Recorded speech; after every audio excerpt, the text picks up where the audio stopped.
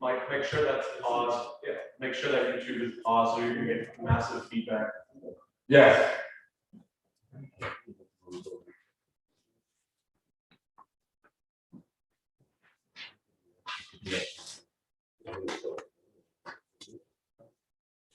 Window open too much?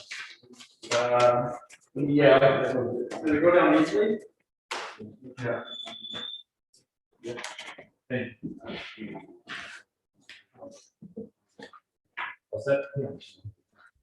We're all set, Andrew. Okay, give me one.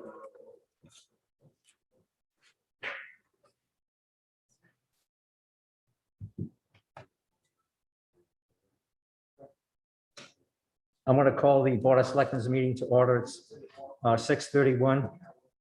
It is a hybrid meeting, Zoom as well as in person. I'm going to ask that the select board members that are present, the Board of Selectmen members that are present to identify themselves to Selectman Hull. Good evening. Mr. Hull's present, as well as Ken Pacheco. This is also a finance committee meeting. And I'll call the finance committee meeting to order. If you here, say present. Catherine? Kevin? Present. Peter? Present. Robert? Present. Hey, Mr. Rendon, how are you? I didn't see you on the screen. All right, so this is a continuation of our budget hearings. The purpose of tonight's meeting is to make our recommendations and get us to within the proposed levy limit. I know the town administrator has had some discussions with some departments, as well as there were some revisions submitted by departments, and as we go through the individual departments, we can have some further discussion on it, and then we will end by doing special articles. Okay, so if we can, I think I saw the town accountant. Is he going to drive the train, or are you going to drive it? The town accountant is going to drive the spreadsheet train. Okay. Since Leslie, if you could share your screen. Hi, Chris. How are you tonight?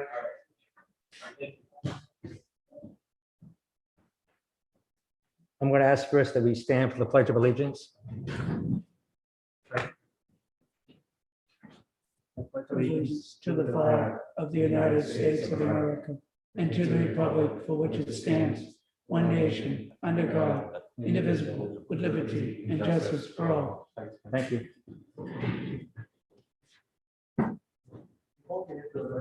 Town administrator, if you had any, or the selectmen have any open comments?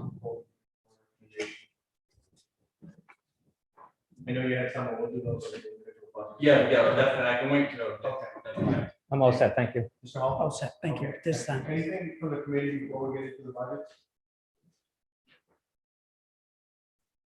Okay. Okay, so Chris, if you can pull up the excess, that the capacity sheet, you know, my favorite one page. Can do. So this has been updated as of, I know it says Department of Request 4721. This does not take into account the revised budget that I know the police chief submitted. Does it take into account any of those, Chris? Ed, sorry, can you repeat? I'm having a hard time hearing you.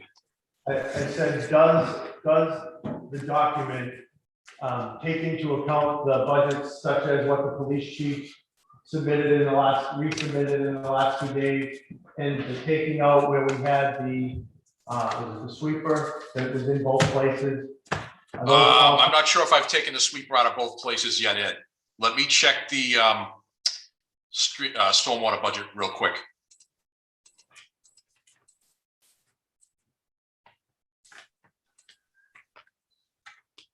Because I just want to have an accurate overall. Yeah. So aside with this, I don't think it takes any of the police department things last week and the additional changes that the chief made. Okay, right now, Ed, right now, the street sweeper is still in the operating budget request for stormwater 432. I'm gonna correct that now. How about the changes that we discussed last week in the resubmitted budget by the police chief? Because that was a significant reduction.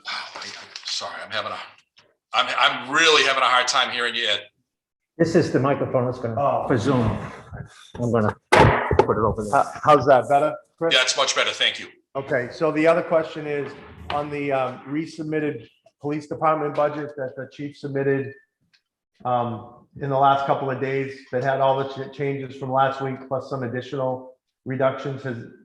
I'm assuming that's not included in this number either? No, it is now. It's reflected. So in the police department budget, everything is reflected as the chief has revised. So that on that page 1 where it says 472, that's an actual figure? Because that doesn't make any sense because we were at 540 last week and we reduced 100 and something from the police department and then just 50 from the stormwater. So if I could, Mr. Chairman, actually, Chris, correct me if I'm wrong, but the police number, I believe, was skewed. When the police department submitted, when the police department submitted its updated spreadsheet, the police department was using an outdated spreadsheet, and the outdated spreadsheet did not include the lieutenant position. And I think it's been the conversation so far that the lieutenant position still was going to be in the budget for further consideration. So because that $92,000 was taken, or actually $99,000 was taken out, I think inadvertently, it overly skewed. Yeah, but I think that 99 was in there last week. It was, but then when the chief submitted his revised request, he was working from an old set of worksheets and it didn't include the lieutenant's salary in it at all.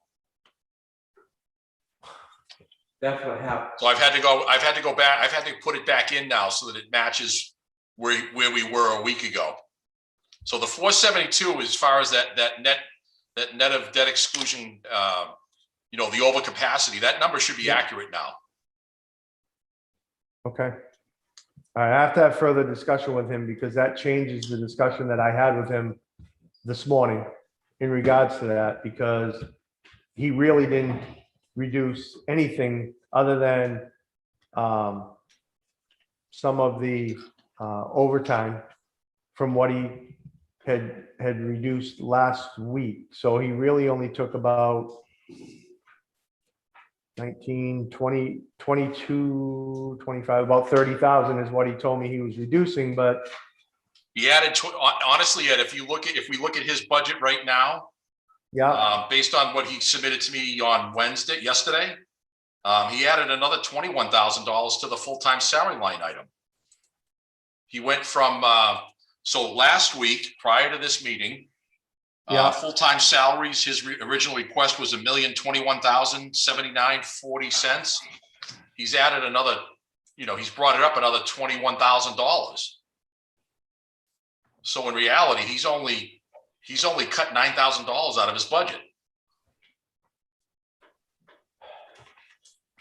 Is he gonna be here tonight? no, as far as I know, not unless someone wants to reach out to him and tell him that there's some questions because the numbers that we talked last week weren't correct. I was assuming that the number that we had in there, because we had talked, when we talked last week, there was 133 coming out of there. And I was under the assumption, because it was on here, that the lieutenant number was in there. I didn't know that there was a whole different set of numbers than was in here. So that changes that discussion. So we're gonna have to wait on the police budget at some point. So we'll start with the other ones and get through it. But so our starting point as we sit today is 472,000 over the levy limit. Correct? That's utilizing that's utilizing 540 from ambulance. And that would be if we submitted everything in full without utilizing any other funds. I do have, before we start, and I'd like to go to the receivables, what we have projected, because I think, I know we've talked about this because we took those other things out, but I also think that we've been a little bit really conservative on that number. Understood. So I'd like to, as we get closer, I'd like to have a further discussion on that, on estimated receipts for next year.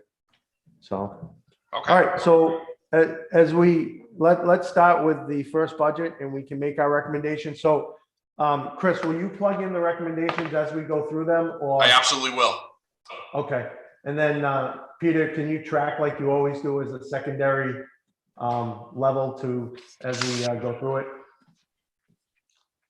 Good, okay. All right, so first up would be town meeting. So is there a motion to recommend as requested for account 113?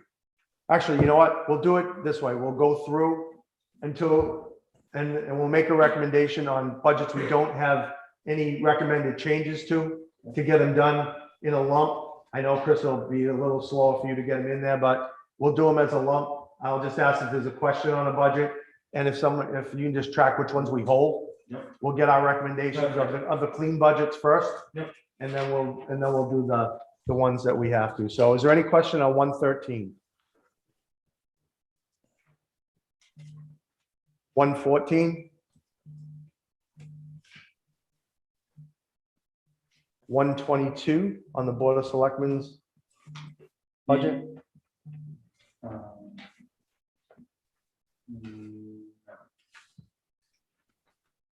131 on the FinCom budget request. 132, I'm gonna ask that we hold 132, that if we need to, something that we could backfill in October if we had to, that we make a determination if we have to do the full 50 to start here, just to see where we're at in the reserve fund. So I'm gonna recommend that we hold 132. So I'll entertain a motion to recommend as submitted up to budget number 131, the Finance Committee budget. So moved. Is there a second? And did that include 124? Yes. Oh, what, town administrator budget? I must have skipped right over that one. Is there any question on the town administrator requested budget? I missed this one, but the difference between, I'm assuming that the town administrator adjusted it since the department request and the TA recommendations are different. Oh, is the salary 120? So yeah, the salary is 120. One of the questions I just have for this process, based on that same question, Mr. Chair, is if there are some budgets like this one where the Board of Selectmen handle the TA recommendation is lower than the departmental request, which could be for good reason. Yeah, so this is one I missed that. Okay. Good catch, Peter. So we'll hold 120, we'll hold 124 as one that we'll have discussions. Okay. It's all, and those are the points. We'll hold Yep. the ones that have a discrepancy, difference. a Okay, difference and okay. discrepancy, Okay. so, Thank you. from the departmental request. So it would be a recommendation as submitted on budgets up to, where was I? 131 with the exception of 124. Is there a motion? Is there a second? Second. Any discussion? All those in favor? All those opposed? The ayes have it. Oh, I have to do it on roll call, sorry. Mr. Perry? Aye. Mr. Rendon? Aye. Mr. Roach? Aye. Catherine? Aye. And the chairman votes aye. Forgot we have to do those that way. So, Mr. Chair, the chief is not able to join, but he asked me to call him if I could speak excused. Yeah, sure. I guess, Yep, yep. Yep.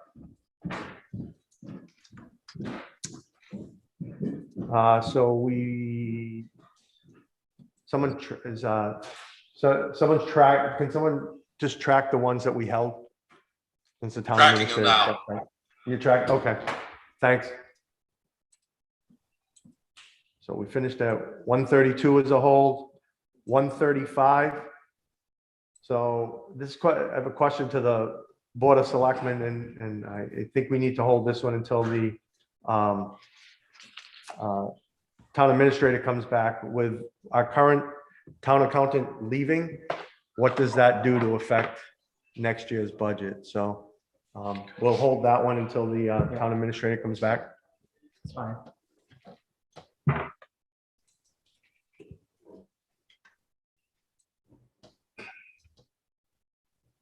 Uh, 140, so I'm keep skipping around trying to, Sorry, Ed, 141 should be next. yeah, 141, the assessor's office. Probably should hold the select board and the TA have a different recommendation. Yep, And when I So- say select board, I mean board of selectmen. Yeah. Sorry. it's okay. So hold on the assessors for discussion. Hold the accountant for discussion with the town administrator. 145. So I don't think Chris, did Mary resubmit with any sick time buyback for her? Yes, she did. Yeah, she has about $18,900 split between 145 and 146. So, if you remember last week, I asked the treasurer collector on the sick time buyback line, because she is planning on retiring at some point this year. She had not put her own buyback in.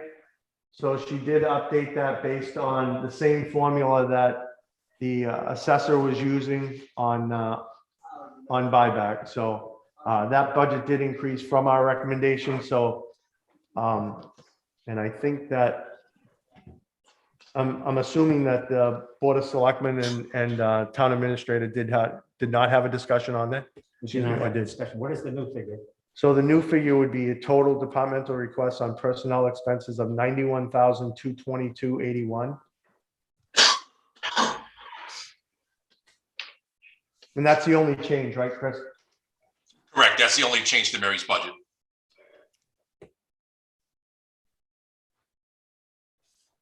So we'll hold that one for further discussion, because I'd like to get input both on that one and the assessors from the Board of Selectmen regarding sick time buybacks on the elected personnel.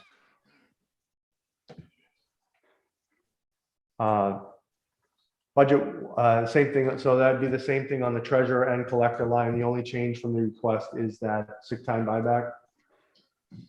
So we'll hold that one. Town council. So this budget has fluctuated. It's been as low as 25. It's gone up to 50. I just want to, from a feeling from the Board of Selectmen on, do they expect, I mean, this year, our actual expenditures through March were 38,000. Last year, we spent 30,000. The year before, we spent 22,000. What's your expectation for this year? And I know it's always a moving target, but in a year that every $10,000 counts. Ed, it's 11,000 through March. Right. Oh, it's 11,000, so there's 38,000 remaining. So is this one that if we could take some out now, and if necessary, as we review it, and free cash comes in, we can supplement it. I think in the past, we've actually, when we got tight, we've actually funded the entire budget out of free cash. So, Mr. Howe, yeah. yeah, so I would recommend at this point that we recommend $30,000 based on the last 2 years' history for town council. Yeah, I'm okay with that. Yes. I'm not sure if we want the town administrator to have some input on this, but I'm okay with it. Is there a recommendation on the committee to make that motion on budget 151? It's raise and appropriate $50,000 for professional technical. So moved. Is there a second Second. on discussion? Robert, Aye.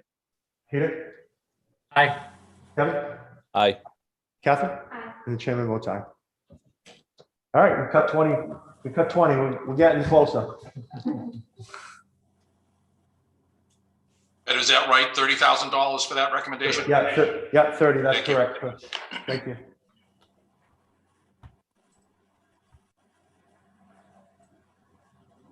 Uh, 155 looks good so 155.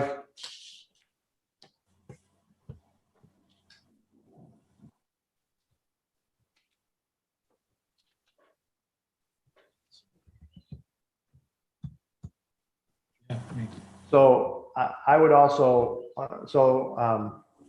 recommend that budget 155 as requested. Is there a motion? So moved. I have a question on 158, so Second. is there a second on discussion? Mr. Rendon? Aye. Mr. Roach? Mr. Perry? Aye. Kath? Chairman votes aye.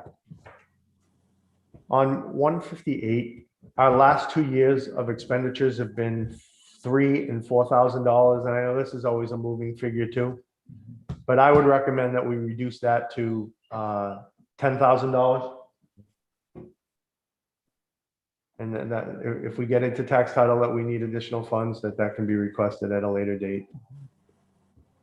So is a motion to recommend $10,000 in tax title 158. So moved. So moved. Second. On discussion? Catherine? Aye. Sorry. That's okay. Kevin? Aye. Peter? Robert? Aye. And the chairman votes aye.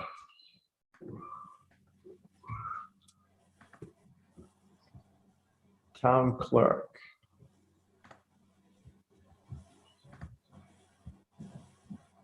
Is there a motion to recommend, so there's no hold on 161, 162, 163.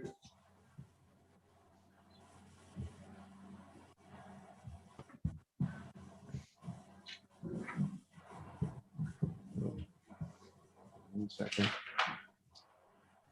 I went too far. So is there a motion to recommend 161, 162, and 163? So moved. Second. Second. On discussion? Kevin? Aye. Robert? Aye. Peter?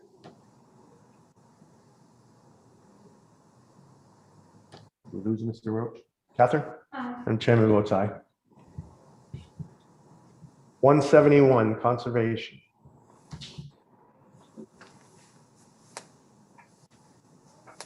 So there is so this is where you added the additional 90, for yes. At 9,500. And then where is the difference between the Board of Selectmen recommendation? That 9,500 I get, but the Board of Selectmen is an additional 500 lower.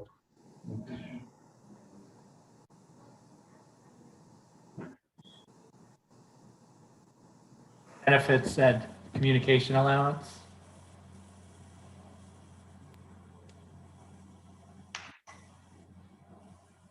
Do you know what that communication allowance is? The communication allowance should be for the conservation agent's cell phone. It should keep out of that budget. Okay, so it was just missed in the Board of Selectmen recommendation? It should be. I don't know that it was ever there to begin with.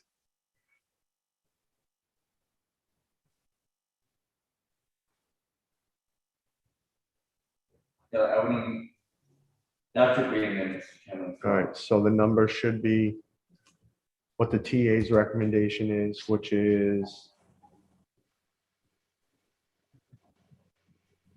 71,020, is that correct? Yeah, the other line item that's different right now is professional and technical. Somebody has cut 9,500, or it did. The TA's recommendation is $9,500 too high. It's, yeah, no, he recommended that. We spoke on that last week. That's his recommendation based on the additional funding that's going to be necessary for the two big projects going on in town with,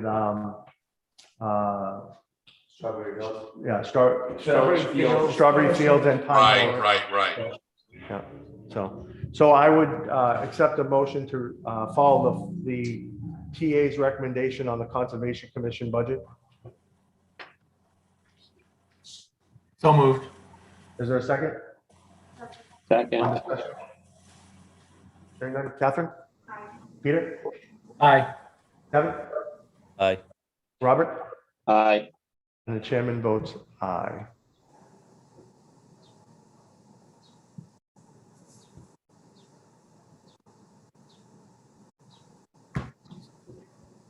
Trails Committee. We talked last week about the possibility of throwing this in with Park and Rec. Can that be done under park, the supplies be purchased through the Park and Rec for Trails Committee?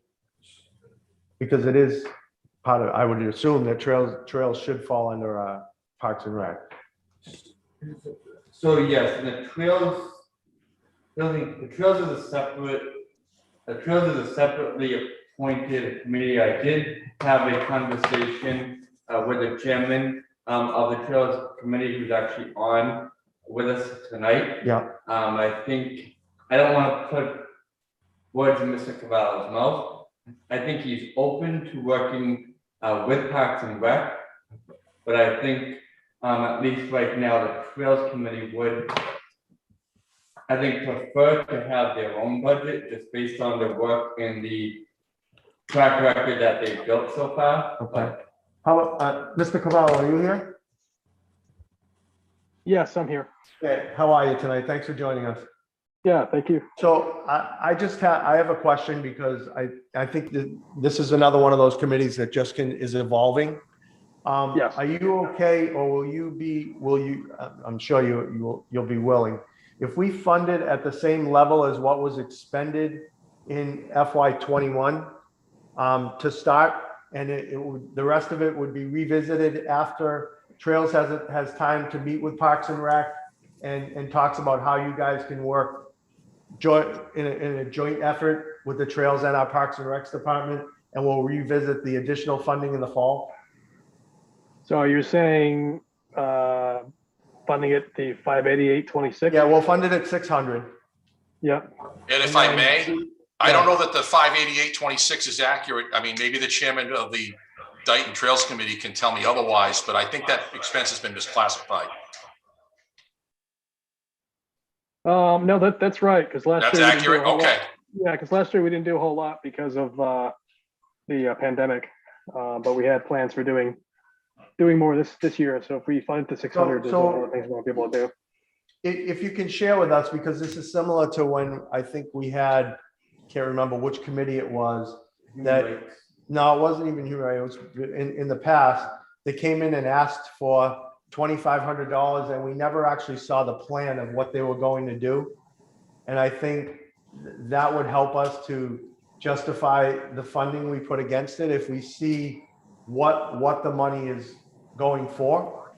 I know it's just a plan, but in the past, we've gotten requests for $2,500 or $5,000, and they say, what are you gonna do with it? Well, we're just gonna do a mailer. Well, what does that mean? So that's why I asked that if we fund it for the beginning of the year with the same expenditure that you had in the current fiscal year, and give you a chance to develop that and figure that out. I know another summer is gonna go by, but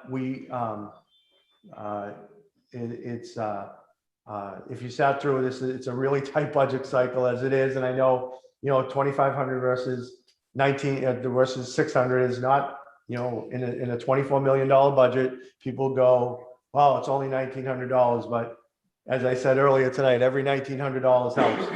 So for us to get to where we need to be. So, Mr. Administrator? So yeah, just actually to clarify, the Trails Committee, they did submit a budget proposal. Yep. For that 2,500, and in the committee's packet, I think last week, when the Trails Committee budget was discussed, it was in the packet. Okay. Hi, Stu. I just want to clarify, they were Yeah, very diligent. okay. Come on, boy. No, that's fine.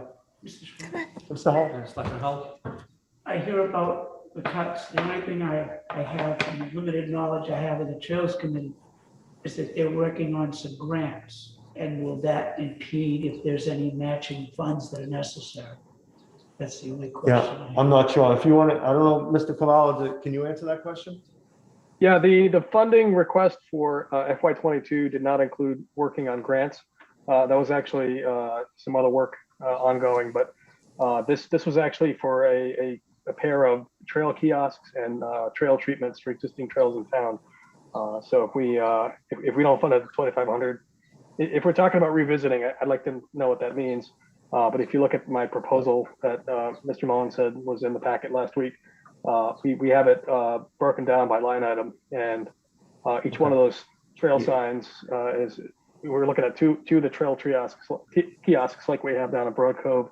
We're looking at making 2 more of those, and that's done through the high school. And the reason our expenditures were so low last year is because the kids weren't in shop, so they couldn't build anything for us. Otherwise, we would have built this last year with our request from last year. So just as a FYI, so those of you who are new to the whole budget process, is we build this budget in the fall budget the spring budget that is voted on at town meeting is technically a preliminary budget until it gets finalized at fall special town meeting. So we work towards a number. We technically don't have final numbers from the state. We don't have our final receivables in. So we work towards a number based on the information that we have in front of us. And when we say we're going to revisit, it's before we finalize the budget at the fall town meeting. And I know, Mr. Smith, you want to speak, but just give me 1 second and I will give you the floor. The magic of Zoom. But so just so everybody understands from a budgeting process that really the budget we vote on at annual town meeting is the preliminary budget. And when we say we'll revisit it in the fall, it's because the final budget is not completed until the October/November meeting. Got it. Okay, understood. All right. Thanks, Tim. Mr. Smith? On mute, Kevin. Thank you.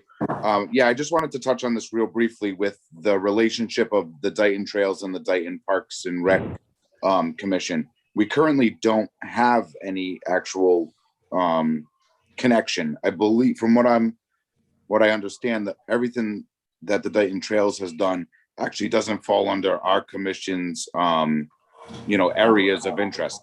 I've been meaning to reach out to Mr. Cavallo to kind of open up lines of communication, and I can't say whether or not that's going to happen in the future. A collaboration happens in the future. Hopefully it does. But as far from a budget standpoint, which when we get to Parks and Rec, you see, we tried to do some things to make some cuts. So I don't think that we would want to absorb, that his amount into ours without having a discussion about it. Okay. So thank you, Mr. Smith. So I have a question, Mr. Cavallo, because I think you just mentioned that things weren't done. Did we actually have a budget for trails in 2021? We submitted a budget request for FY '21, but because we were a brand new committee, the Board of Selectmen elected to keep us under their budget. So we were kind of masked behind them. This is the first fiscal year where we were set up with our own department number. So that's why you probably haven't seen it. Okay, hold on. I'm just going to go back to the I think Board it of was Selectmen. I think it was $1,000 then. Oh yeah, there it is. Okay, so Ed, if I may, Yeah. on the screen there's $588 being spent in fiscal '21 against the Dayton Trails Committee department line item. What I meant by misclassified, those expenses need to be moved to the selectmen's budget, to the line item in their budget. 53, which was 5343. But if I look at 5343 in the Board of Selectmen's budget, which is Dayton Trails Committee, there's no funding. There was no budget in FY '21.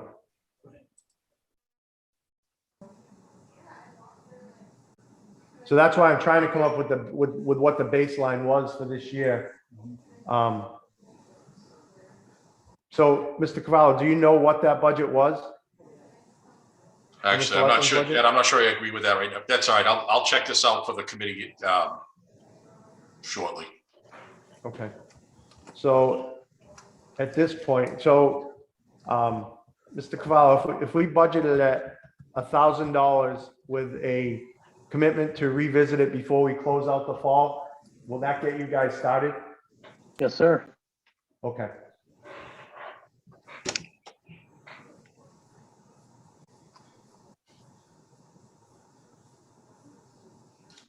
Right now, I gotta find out where I was. There's 174. So is there a motion to recommend $1,000 for budget number 174 Trails Committee?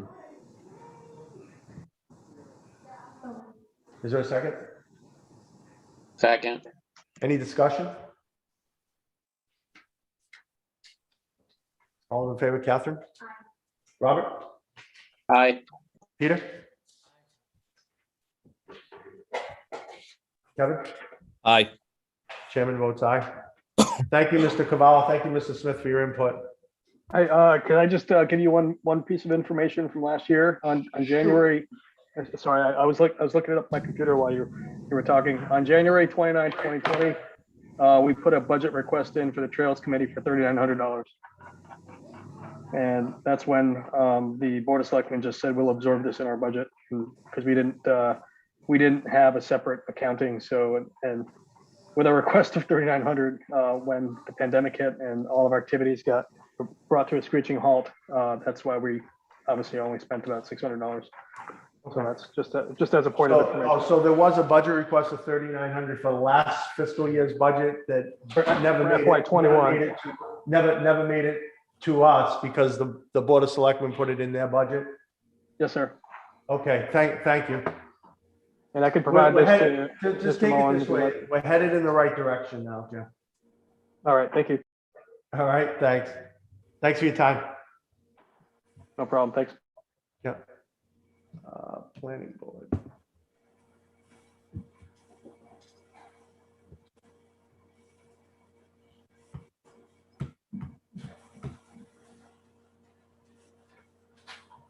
I would,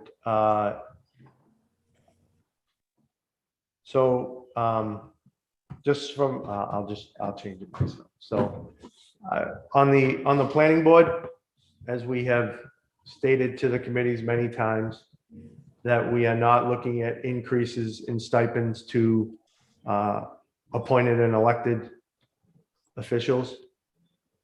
So, which I don't think the TA or the Board of Selectmen, thank you, had in their recommendation. So if I'm correct. And they're now sharing the office manager with the ZBA. So on this budget, the number that the TA and Board of Selectmen recommendation reflects the sharing of the employee and the reduction of the 2% on the elected officials? Yes. Is that correct? Okay. Okay, so we're on budget 175. I would recommend that we vote to recommend the TA and Board of Selectmen recommendations on the departmental request. So moved. Is there a second? On discussion? Robert? aye, Peter? Kevin? Aye. Catherine? And Chairman votes aye. Just Mr. Chairman. Chris Lovely, you just actually decreased the. I did it. Oh, okay. The departmental request, Okay. I did it. That's fine, okay. Yeah. That's- I was doing the math that way, so I Okay, just, perfect, sorry. yeah, that was my bad. You don't see my color on there? Sorry, I didn't know you were coming. Yeah. What your color was. I was just trying to match up to where you guys were. Yeah, that's perfect. ZBA. I know this is getting a little tedious, but trying to minimize the holds.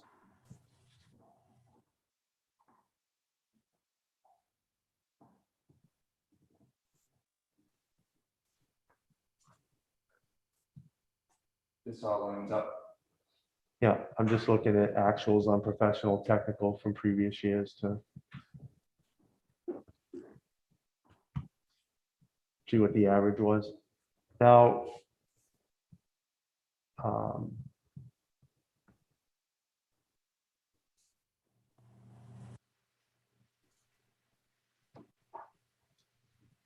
what is the new travel line that's in there for ZBA? It was in last year's budget too, but they haven't spent anything out of that line for 2 years now.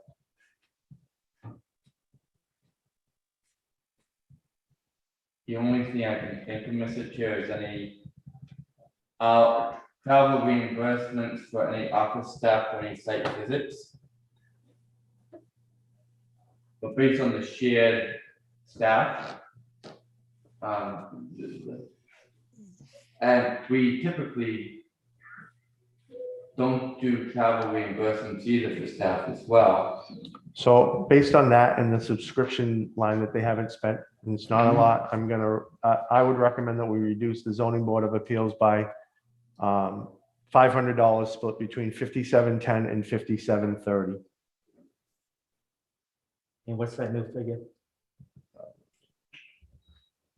Please hold, Sorry. since I'm allowed to play in the system too.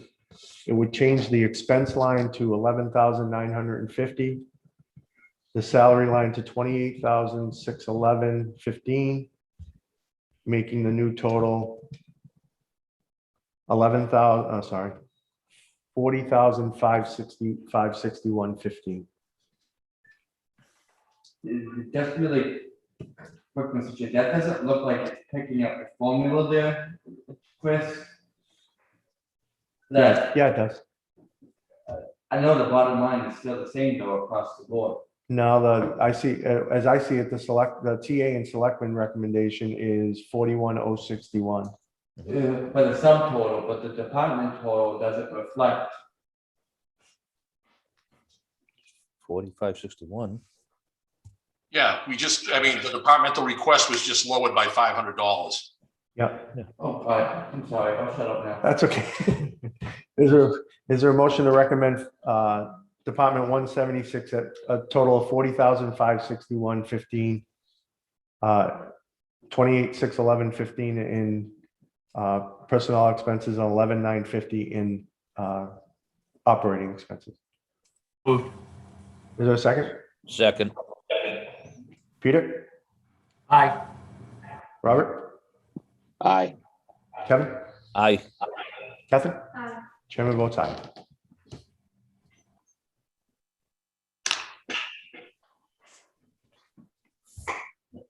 Agricultural Commission. So can anyone explain?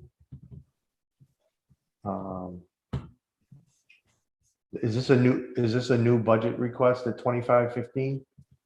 Or where the 2515 is going? I do not have any information from the Agricultural Commission. So you can see this looks like a level funded request from last year, but they also have not spent anything in FY21 to date.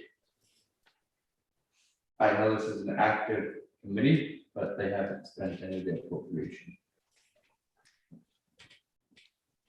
The Board of Selectmen have anything on the Agricultural Commission? No, I know that they're involved with the community garden that's gonna start in the fall next door to James Briggs, but I'm not sure where it would fall when they're here. But it's a relatively new commission, it's only maybe been a couple of years. But they haven't, as you know, they haven't spent anything thus far for this fiscal year. I don't know what the replacement equipment would be. I'm going to recommend that we fund this at $1,000. And then if they start to become active, they can come back and ask again in the fall. So that would change, leave 5,300 at the 130. And that leaves what? and then reduce, reduce, I just don't know what they'd be spending on, So so, it's 870 left. yeah. So it'd be 435 in each of the other two lines. You got that, Chris? Sorry, say that again. No, So- sorry, I lost you when you were speaking. I So lost it. the recommendation would be, unless any member of the finance committee has anything different, the recommendation would be $130 in professional and technical, 435 in 5340 communications, and 435 in replacement equipment. Okay, got it. Bringing it to a total of $1,000. Is that in the form of a motion?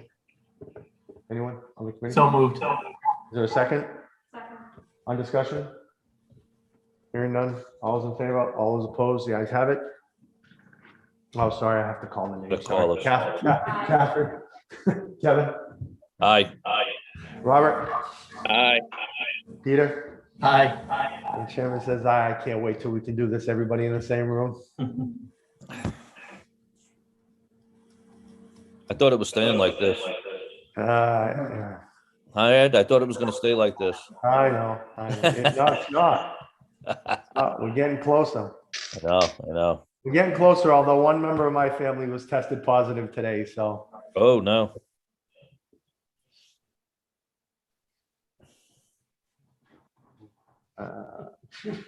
Not me. Not living in my household either. That's why I'm home, Ed. No, not living in my household. Someone I haven't had contact with in a month. Oh. Public buildings.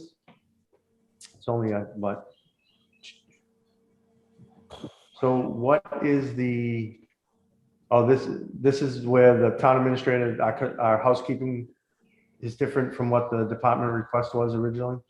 Yes, there are two things. Number one, the increase on the housekeeping supplies, and also in the last line item, you'll see that after the departmental request and 5871, there was a shared equipment line item that was added. We had a $5,000 offset from the Board of Selectmen budget, and then the other $6,700 actually the planning board has they utilize all the funding in a special warrant article. So I have a question. Yeah, go ahead, Kevin. I was just gonna ask, I believe we might have brought this up last time, but is some of this expense escalated because of the COVID and the products that we're having to use now in addition? yes, Okay, yes, so, and the frequency of the cleaning as well. right, my secondary question to that would be, is there any money that is available from the state under the COVID, the CARES Act?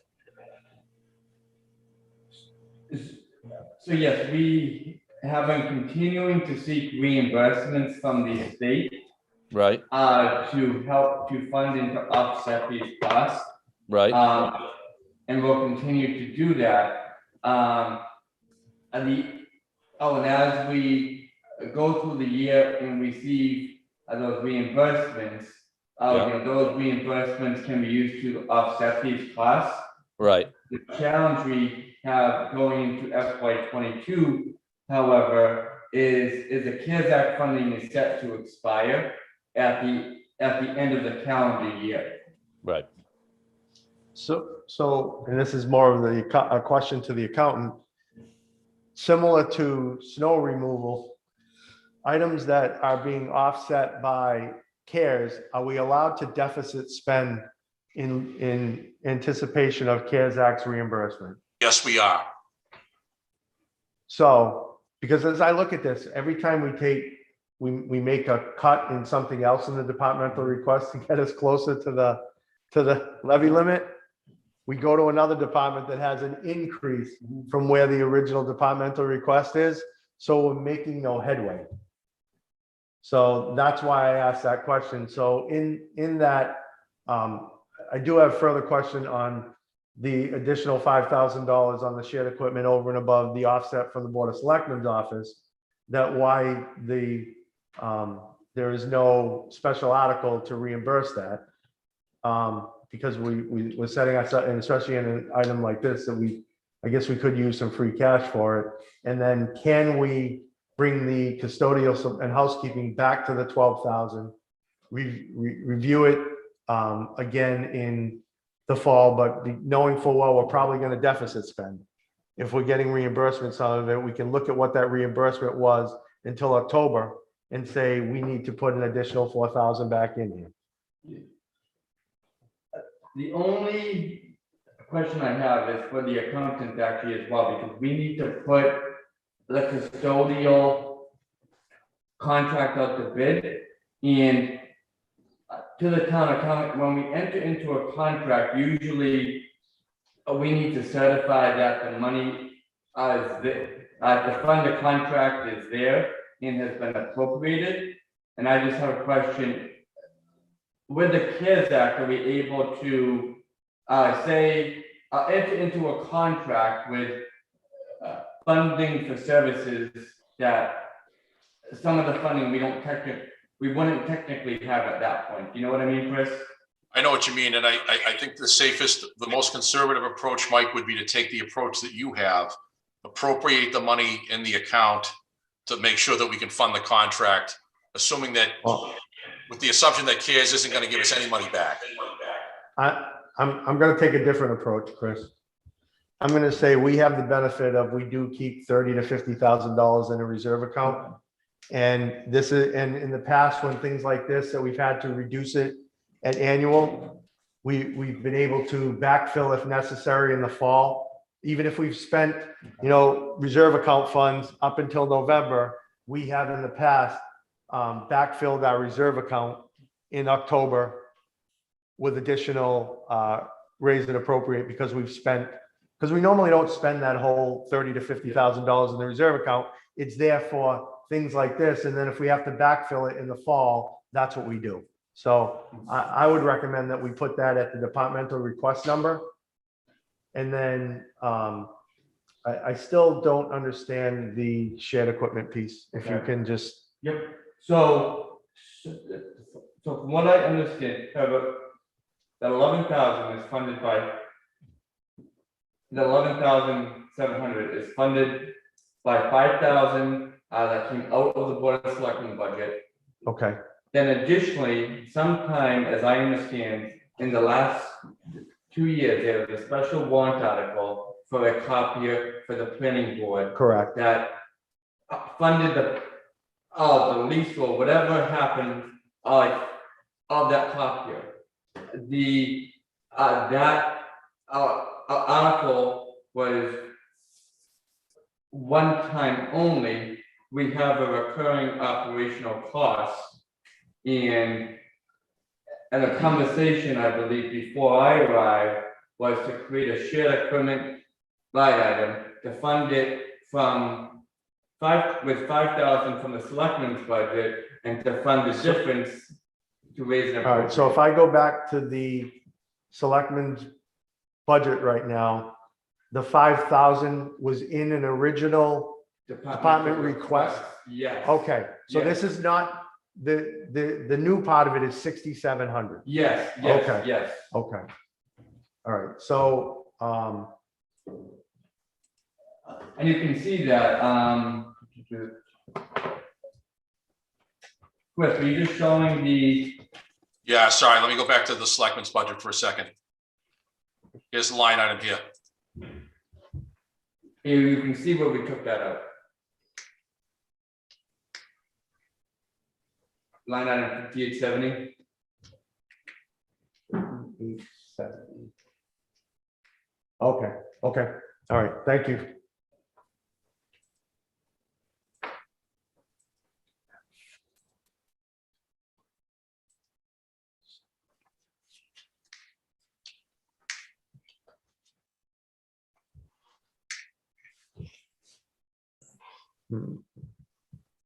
So do we take it out of our budget and put it into this budget? Yes. That 5,000. So it isn't, it's 11,700 then. Yes. Yes. Yeah, okay. Do we have, as far as building repairs go, I probably missed this part of it, but where we've got 2/3 of it left to spend over these 3 months, is there any room to maneuver that 11,700 in there? So is Jim? 700 even? So that's a good question, Pete, because I had a similar question where we still have the renovations money set aside that will go towards some of our repairs that are going on in town hall. Is there any room for us to, grab some of that additional 6,700 that's going in to get us closer to what the original request of 169 was for the entire budget? So if we took the was it 4,000 on the housekeeping line and took 5,000 from the building repair and maintenance account to start with, then we're at 175 instead of 184, which is, we'll try and absorb the other 5 and the other 6 into the budget for now. Is that along the lines you were talking, Pete? Yeah.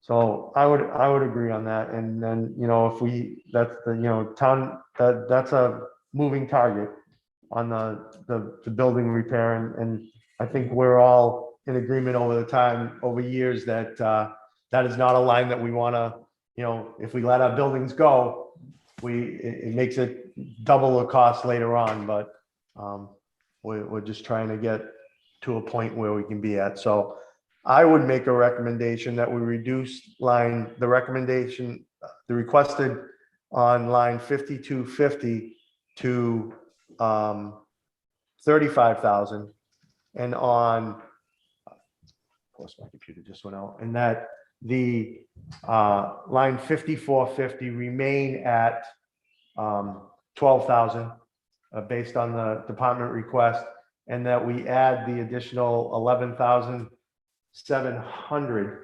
Is that what that contract is on that shared printer, is $11,700 a year? Because I know we talked about that piece of equipment when they bought it, and what did that include? That it was never shared with us that it was going to be $12,000 a year in maintenance of that shared equipment. So is that what the contract is? And what did we pay for that printer for the service to be $12,000 a year?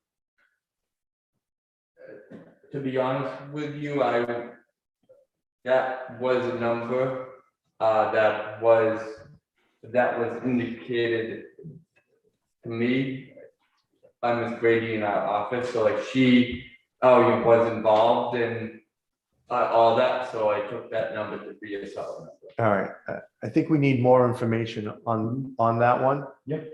I just think that sounds awful high for servicing of the copies and printers that we have in the building. I mean, $1,000 a month for copier services. I'm not familiar with it because I don't, I used to be when my father was in that business, but. So there would be at least 1, 2, 3 of them in the town hall building. Yeah. Sounds awful high for because it's not the supplies, as I'm told, it's for servicing the equipment. I can follow up on that too. Okay. Just make sure that number is accurate and how it got that high. Okay. Any questions on that? Well, quite honestly, Ed, I thought there was another line carried somewhere else that already covered the maintenance. Maybe we'll come across it when we're doing the budget. Because I thought. Yeah, well, that was I guess they didn't have a line in the planning board, but it was a special article, Kevin. Yeah. And the special article ended. There's not any money left in it. Yeah. And 5,000 of it was carried in the Board of Selectmen's budget that was. Right, I understand that. Yeah. Yeah, no, I understand. Yeah, let's go to, what number is the planning board budget? 175. Let's just take a look again in there, Kevin.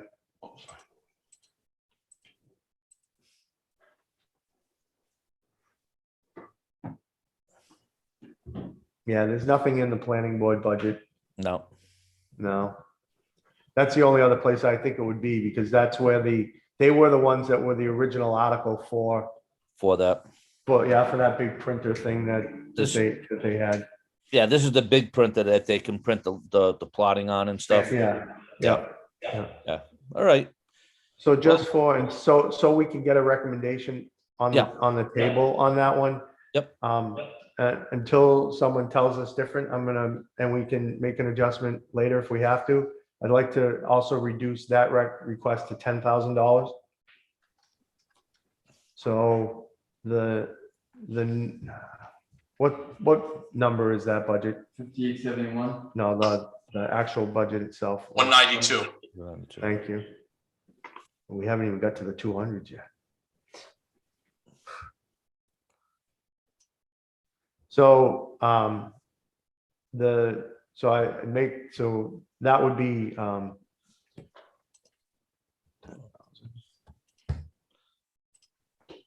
oops, 66, put 100,000 in there, that would not be good.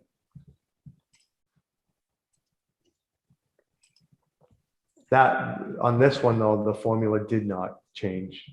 Nope. Based on when I plugged it in. I'm just trying to figure out what the number is. And I've got a total of $174,100. I have a new total of 164,100. Because I just reduced the non-energy, the building maintenance from requested 40 to 35. Yeah, the formula in the departmental request is wrong right now. So the 164,100 is not correct? That's not correct. Yeah, that formula is bad, Ed. I'm fixing it now.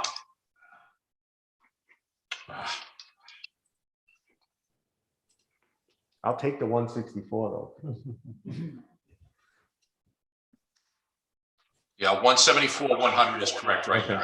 Okay, so we're within 5,000 of what the original request was. So I would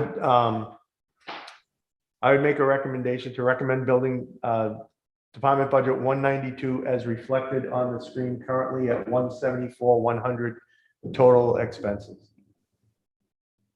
So moved. Is there a second? On discussion? Peter? Aye. Robert? Aye. Kevin? Aye. Catherine? And the chairman votes aye. Soon we'll get to some easy ones.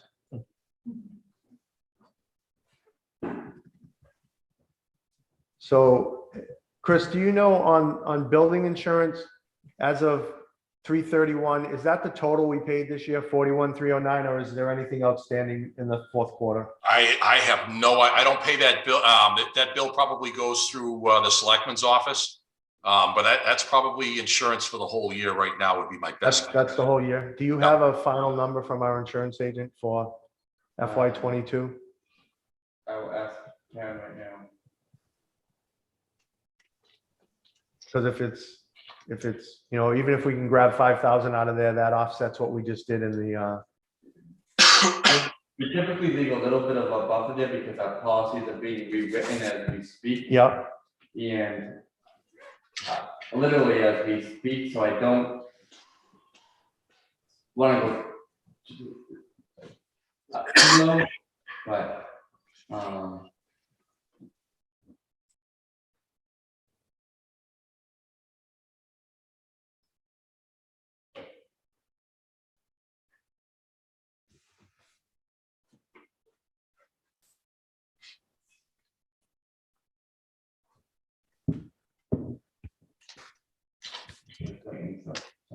Because if it was 41,309 last year, and even if it goes up, 10%,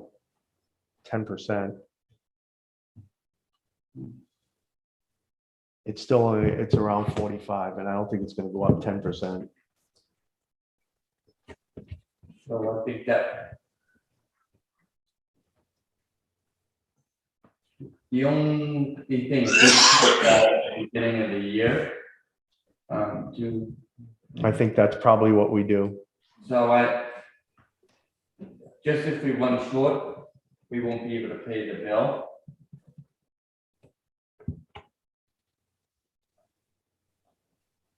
Oh, in another case, we could wait.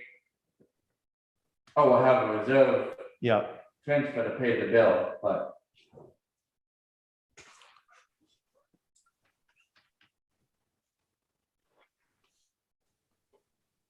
that, Karen would know that. yes, I'm asking her as we speak. Yes, right after July 1st, we pay the bill Okay, for all our insurances.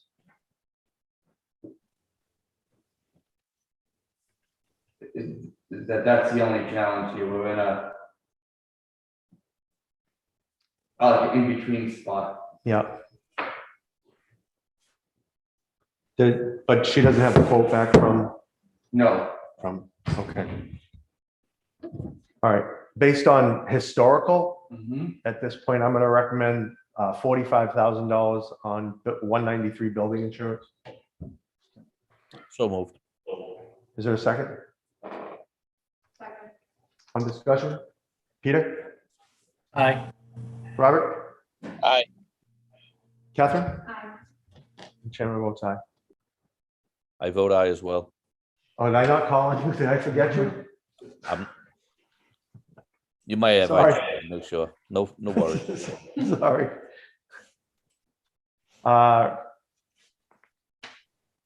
Let's see. Another question for Karen on the town reports. Do we, The reason why we haven't spent any as of yet is because the town reports are going to print on Monday. okay. So I'm just looking at what it cost us each of the last 2 years. Can we take $500 out of there and put it at 2,000? I don't see a problem with that. Okay. Account number 195, recommend $2,000 on the 5,300 professional and technical. So moved. Is there a second? On discussion? Catherine? Kevin? Aye. Robert? Peter? Sorry, that was an aye for me. Okay. Peter? And Aye. and the chairman votes aye. 210, police. So did the police chief's not able to have a discussion with us, so we're gonna have to hold this one. We'll do a Zoom meeting. So I did speak with the police chief. Yep. And he conveyed to him that in his updated spreadsheet, the salary the proposed salary for the lieutenant was not actually included, and that it completely skewed the earlier numbers.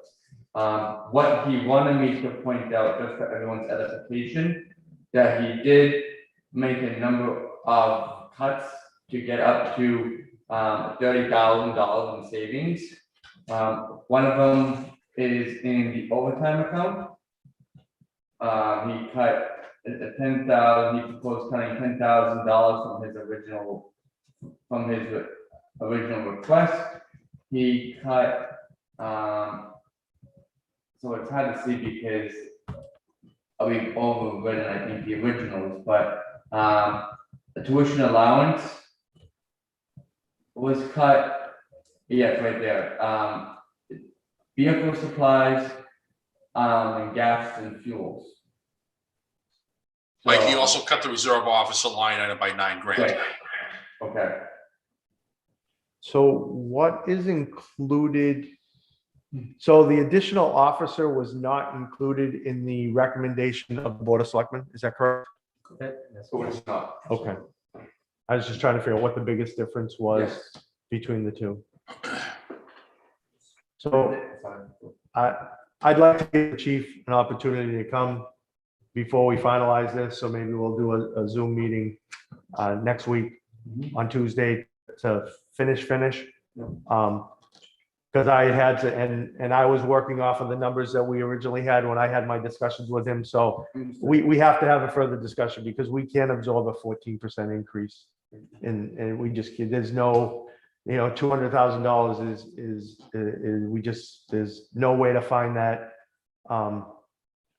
additionally from where we're at. So let's see where we are at the end of these, and then we'll revisit the police. Is everyone good with that? Because I know he makes a good argument for it, but we have to, we got to get on the same page with the numbers. And I know, so that 1716 number, that was included in the 473 over the levy limit at the beginning when we talked earlier tonight, correct? Correct. Yeah, the 1716. Okay, all right, thank you. You guys good with holding that one until we can have further discussion with the chief and we get through to see where we're truly at the end of the night? Yes. Okay. Yeah. All right. 215, communications.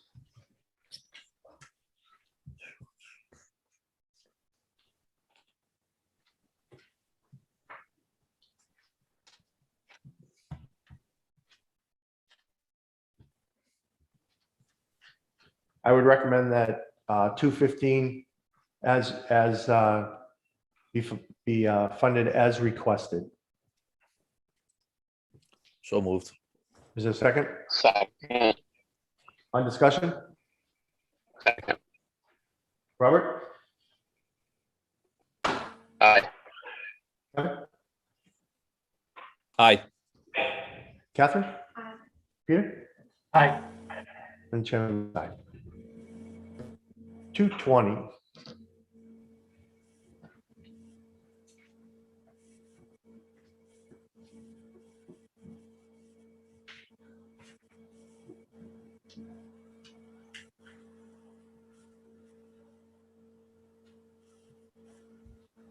Chief, you're gonna need all that basic buyback, you think? Yeah. We're scraping. What's that? I said we're scraping. I know.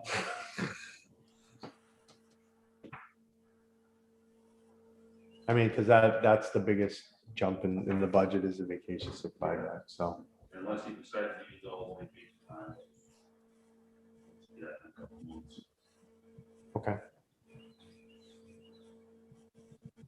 And so that's a retirement? Yes, And what's the expected retirement date? January 1. January 1. That's the exact total as of right now. All right, is there a motion to recommend fire budget 220 as requested by the chief? So moved. Is there a second? Second on discussion? Second. Catherine? Robert? Aye. Peter? Aye. Kevin? Aye. Chairman votes aye.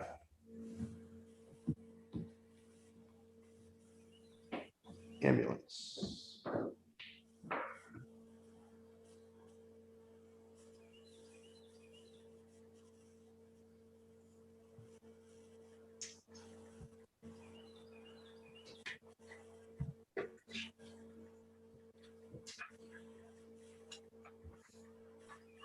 So that was only half, right?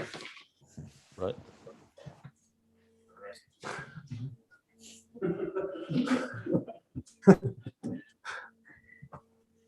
One of my most senior guys. Yeah. All right, is there a motion to recommend the ambulance budget 231 as requested by the chief? Is there a second? Aye. Peter, you're seconding it, Peter? Yeah. Okay. On discussion, Robert, Aye. Kevin, Aye. Catherine? Peter? Aye. Chairman votes aye. Building inspector. So Chief, actually, before we finish on yours, when we go back to the revenues after, you're okay based on what's been coming in revenue that we use the same number we used last year? that, it's sustainable for Long, to come, but I think for this year we'll be all set. okay. But we definitely next year have to revisit Yep. decreasing that amount. So the plan is, based on that first page, we'll be using $540,000 from the ambulance fund. Based on that, Chris, can you at some point just give us an update of the projected balance after we use that 540, or do you have that, chief? Yeah, I can give you, once we get April receipts, I can give you an update. Okay, All right. The projection for June 30th, 2021 is 869,524.10. all right, so it'll leave about $325,000 in there based on current projections. Correct. Okay. Currently, there's 740,424.67. Okay, all right. Thank you. That helps. It's good that we're still leaving about 300, 350 in there. I think that's always been our goal. Same thing on free cash, is to leave a little bit in there at the end. So thanks, chief. Building inspector. Mr. Chairman, if I may, Yes, you want to do all the inspection budgets as a single vote? yep, just taking a look at them individually. All right, no worries. So that'd be 241, 242,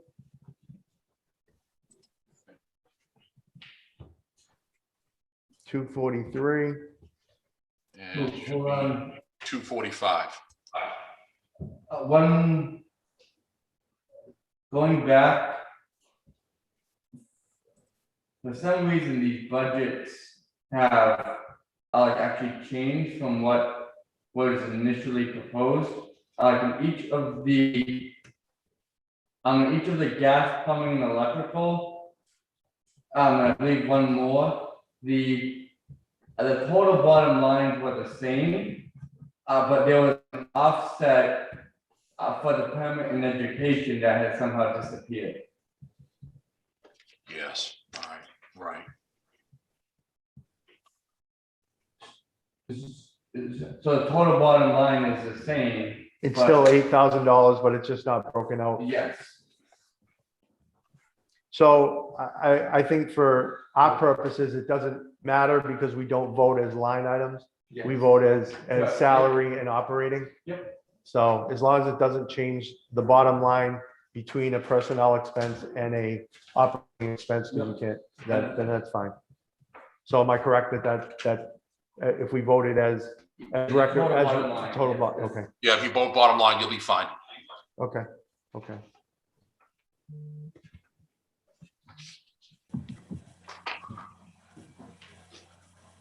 So I would recommend 241, 242, 243, and 245 as requested.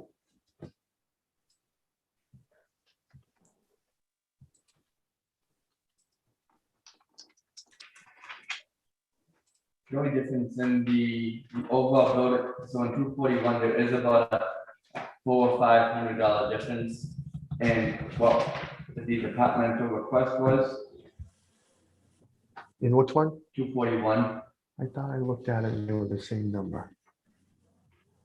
What I show in here, the TA, the 38,130 is the oh yeah. there is a- $400 difference.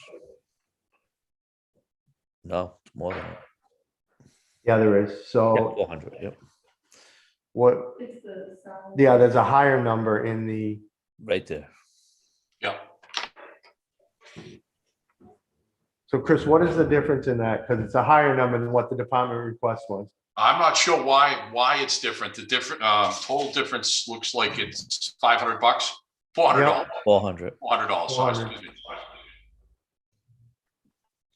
So we're gonna follow the department request at the lower number. So on those budgets, 241, 242, 243, 245, that we recommend the departmental request. So moved. Is there a second? On discussion? Catherine? Kevin? Aye. Peter? Aye. Robert? Aye.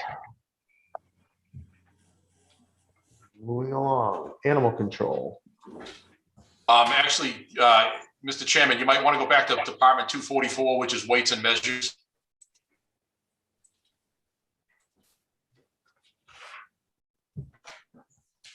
Okay, There's no change in the budget from last year to this year. It's level funded.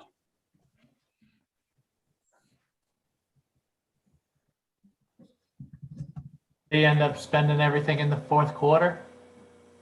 I don't know if they spent, I mean, they didn't spend, they only spent $1,200 last year.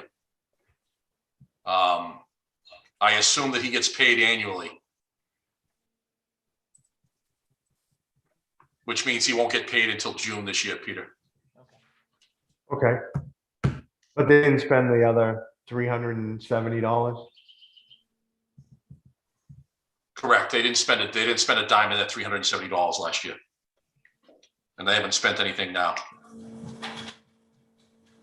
All right, well, leave it as is, and if you can just get back to us Tuesday when we go over the police department, we'll make an adjusted recommendation if necessary.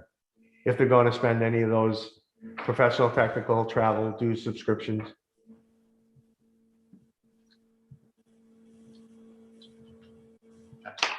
Because they didn't have, that was new in their budget last year at their request. That's my recollection. Yeah, so if we can ask the building inspector to just. Yeah, because there were no expenditures in the prior 2 fiscal years, so I'm Yeah. sure that those were just added last year as a request. Yep. All right, let's try and start to, so 292.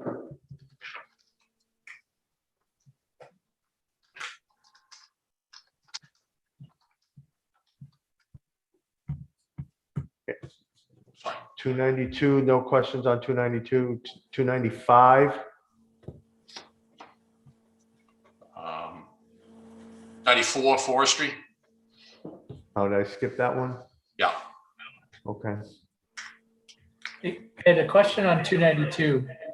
Yeah, Last year, we had talked about, I think it was for chips. And I'm wondering if that's in the animal health and welfare and if maybe we didn't use those, and that's why there's nothing really been.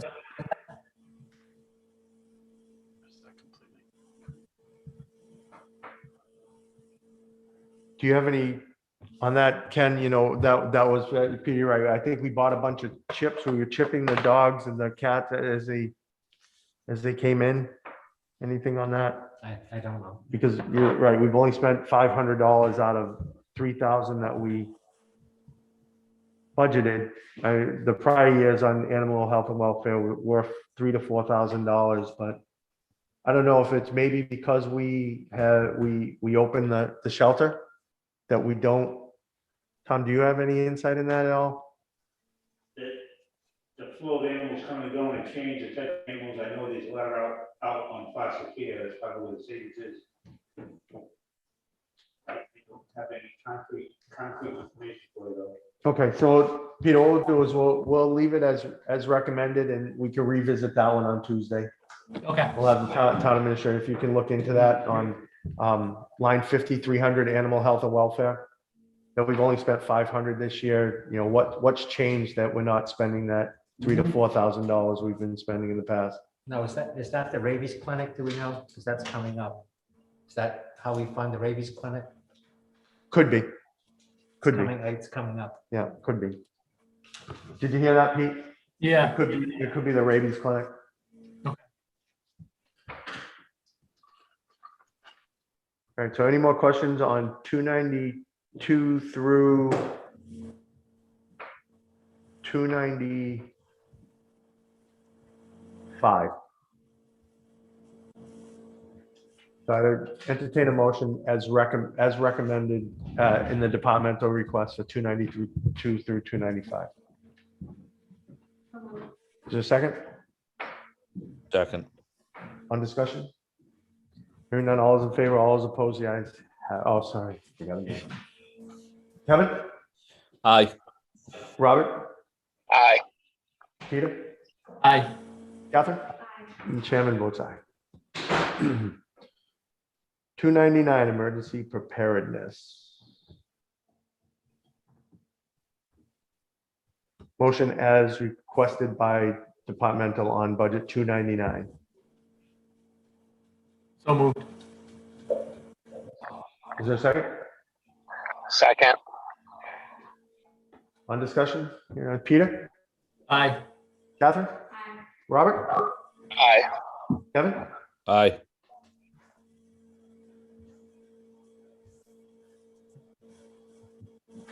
$300.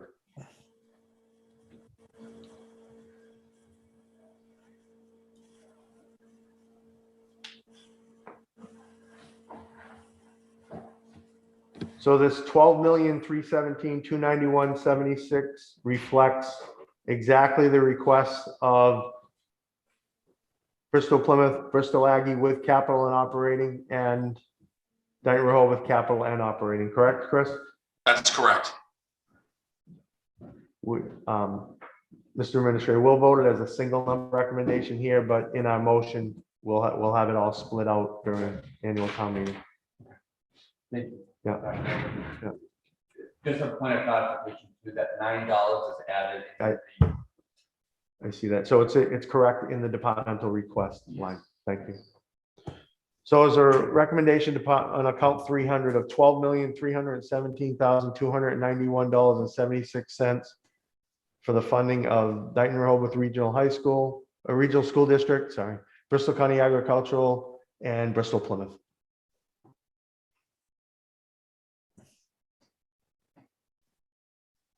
Hey, Ed, Yes, Kevin. did I miss something? I must be overlooking something because the TA recommendations, did you just explain that and I missed it? Being that they're different. Mike, that the TA recommendation of the Board of Selectmen recommendation includes the ESR2 money. Okay, and So the reduced request there at the TA recommendation level would be accurate based on the fact that we're gonna get offset. No, Mike saying no? No, Mike's saying no. No, the difference is, so when DR made their initial request, they weren't actually at that time in late February, as I understand it, they were planning on having less Eccleston deficiency available Right. to apply to the assessment. What the difference is they had actually additional Eccleston deficiency funding, I believe in transportation, that they were able to apply to the assessment rate. That's right. So Yeah. that explains that difference, but almost an identical number, the 67,340, I believe, from the ESSA funds, that is what's included, In receivables, yes, in the revenue. in the revenues. Yes, So the number we should be voting on is 12,252,705, not 12,317. yes. Oh, that's good. That's $60,000.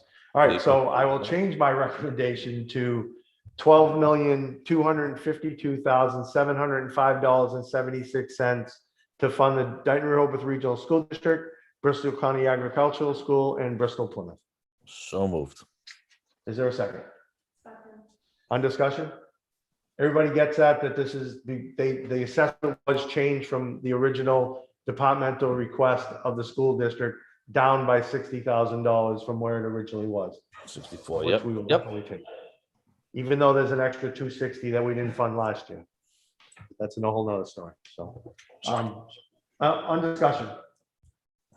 All those in favor, Kevin, Aye. Peter, Aye. Robert, Aye. Catherine? And the chairman votes aye. Well, that helps the bottom line. Yep. I know, Pete, I haven't asked you what that number is all the way through yet, but it's not 473,000, I can tell you that. Nope. Before schools was 435,031. Before school? Yeah. Oh, so it's under 400 now. Yeah. And I know there's another 35 as we get closer to the back, so. Highway.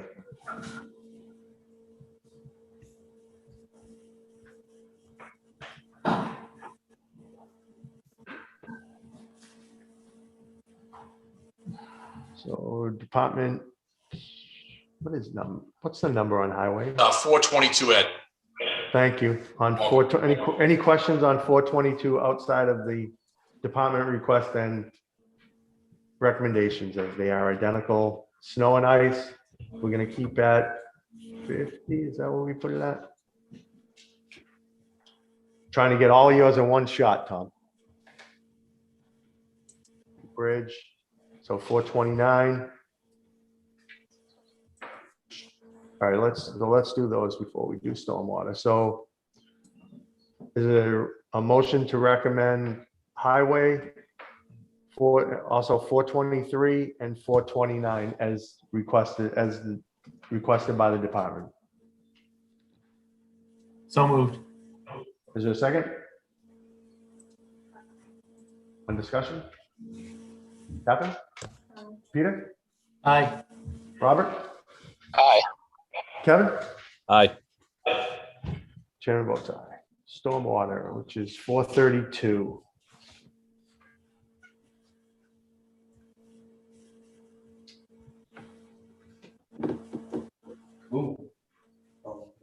Oh, so this is the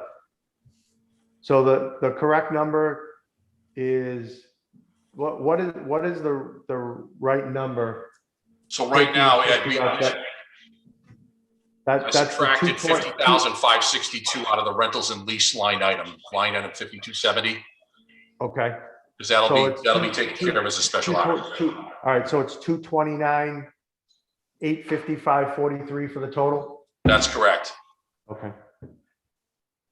I was hoping there was another 50. Yeah, me too, but it's not. So that 50,562 has already been removed from the original 473 that we were looking at tonight. Oh, Right, Chris? That's correct. Okay, okay. So is there a motion to recommend budget 432 as currently listed in our document with a total personnel and expenses of 229,855.43?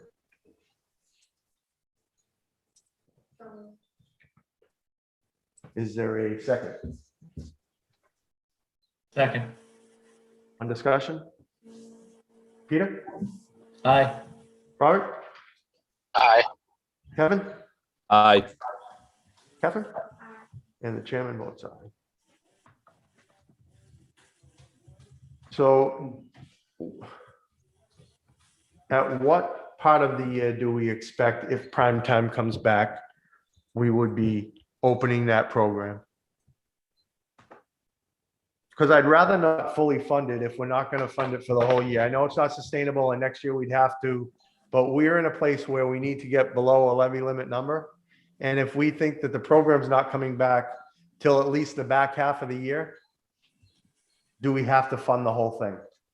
Or can we leave I know it's not from a planning purposes, it's not the greatest way to do it, but in order to get below the levy limit, we have to make some reductions. And if it's money that's just going to sit out there for 6 months, then do we let it sit out there for 6 months? Mr. Hall, and then I'll go. Mr. Swett, two things. One, Dayton is currently still in the red with COVID. So predicting how we're going to be in light of the pandemic, no one really knows for sure. I know. Could we were not sure. We were trying to balance our budget.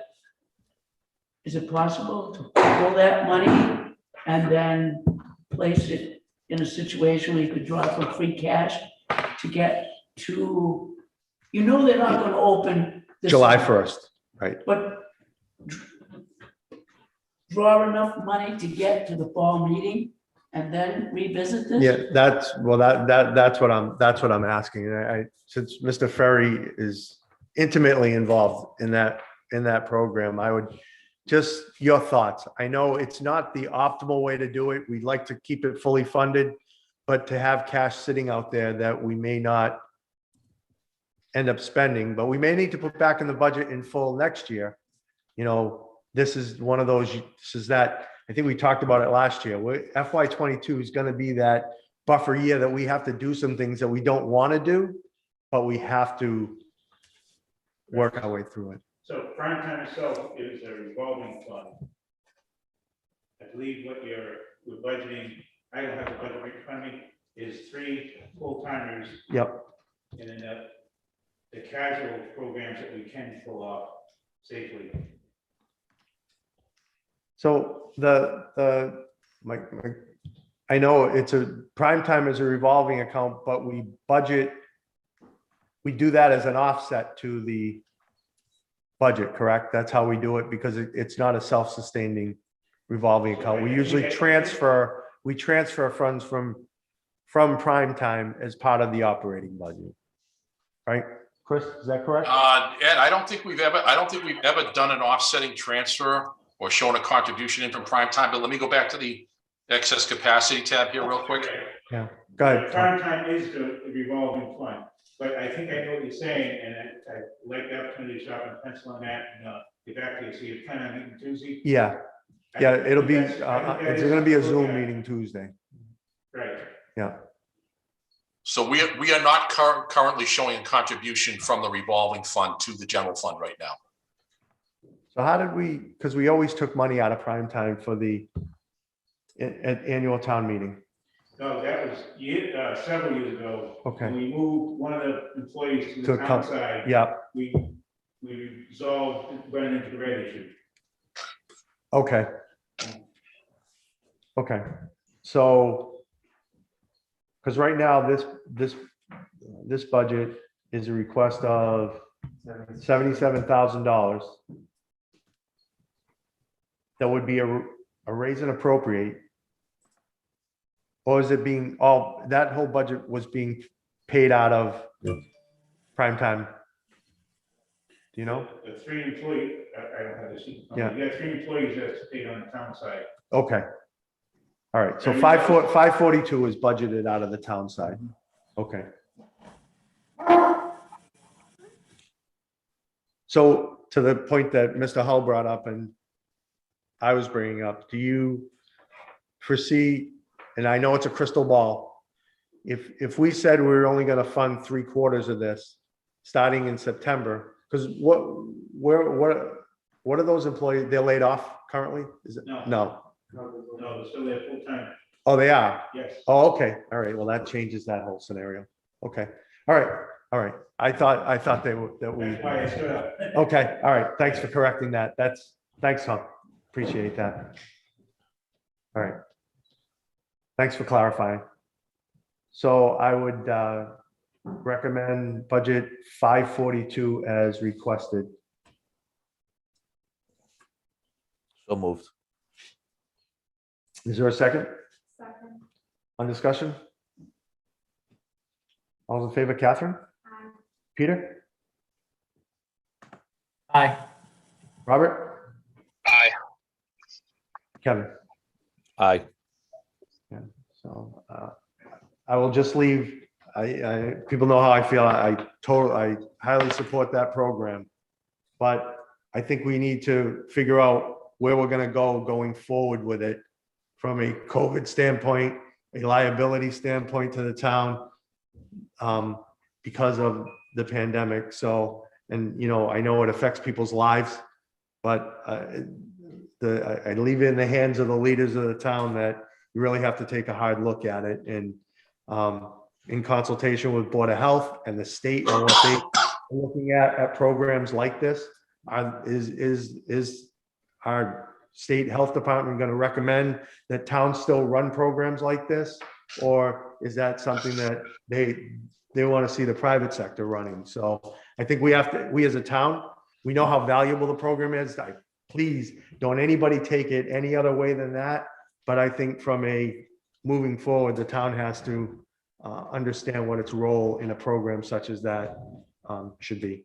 Yeah, I'm supporting it at this time, but I do agree with you that we have to look at what the other state thinks Yeah. about this and the Board of Health. Yeah, I think it's something that's gonna be, and it's one of those, you can't let it linger too long, because then you put yourself in an unsustainable position. So, yeah, so, thank you. All right. We're getting Mr. close. Chairman, Yes. If I may, we skipped over departments 433, waste collection and disposal, and 491 cemetery. How did I miss? Oh, I missed the whole No, Board of Health. the tab had been moved out of order. I missed the whole Board of Health, sorry. No, it's all right. Thanks. I was gonna let it go. Jeez. I went straight from stormwater to prime time. Yeah, that worksheet was out of order, so it got moved.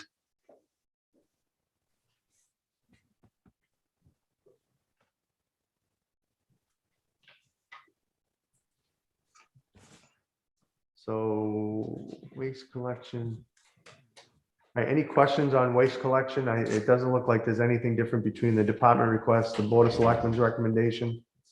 Any questions of the committee? I know we had long discussion with Mr. Pius about this earlier in our session, so. The increases are based on what they expect the increases from our haulers and our disposal fees. Just that those were double checked. Administrator, those are double checked. Yes, I did actually reach out to the Board of Health about 5294. I indicated that I wanted to get confirmation that we actually decreased year over year was accurate. To be honest with you, I did receive confirmation, so I would take that to be a no news is good news. So that's on 5294. The request is Oh, 20,000. sorry. Yeah, that's the one. I have a question on that one because the request is 20,000. No, one line. Actually, it looks like there are two 5294s in there right now. There's a problem with the account numbering sequence. Something's not identified correctly. So that the hazmat disposal line, Chris? Yeah, it should have a different account number. Exactly what that is, I'm not sure, Red. All right, but the spend on that has been 5,500 and 7,300, and the department request is 20,000. I think they're anticipating a second hazmat disposal day for the community. All right, so I'm gonna recommend that we reduce that line, whichever budget number that comes to, Chris. Yeah, that number can't be corrected right now. It's going to be something Whatever else. number the hazmat disposal line be reduced to a recommendation of 10,000. We've spent 7 and 5 over the last 2 years. That, is going to take it back down to 5, but if they're trying to run a second disposal because of the delays in last year's, we'll leave some additional funding in there. The committee okay with that? Yes. So the recommendation on 433 be 9,226.77 in personnel and 730,041.54 in expenses for a total of 739,268.31.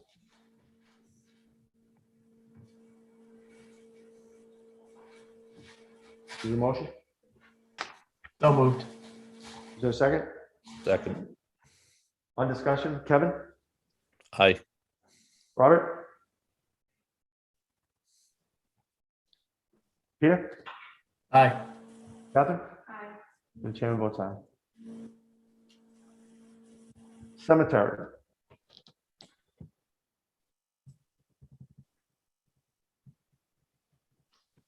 Motion to recommend 491 as requested. So moved. Is there a second?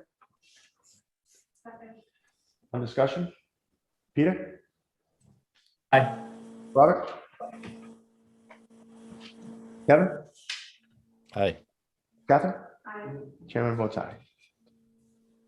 Board of Health. So on the Board of Health budget, the town administrator met with Mr. Pius, and then Mr. Pius met with Mr. Pilling. And we're gonna recommend reducing the health agent number back to 55,794.17, which was the original request. Based on that, if we make any changes to it now, it will affect our CARES Act funding.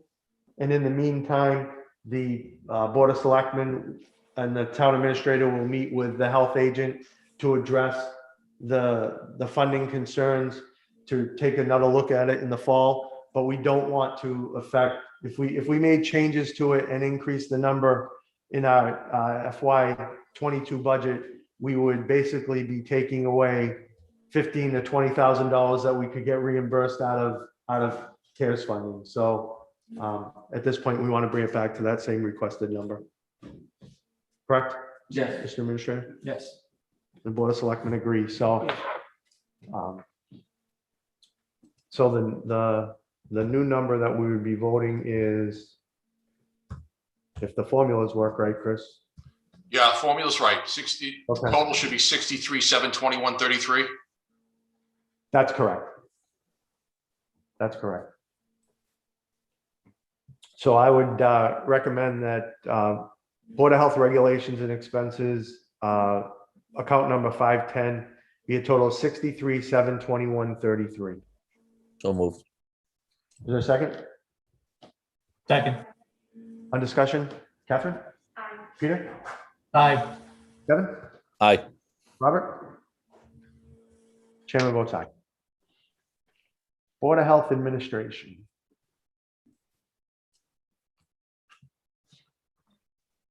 Such a slow process time. I don't know, Pete, was it this slow when we did the Zoom last year? I don't think so. It just seems like it's moving at a snail's pace to me. Like everything, last year was easier than this year, right? Yeah, last year we probably had more money. So what is the difference between the TA's recommendation and the department request? The stipend increase.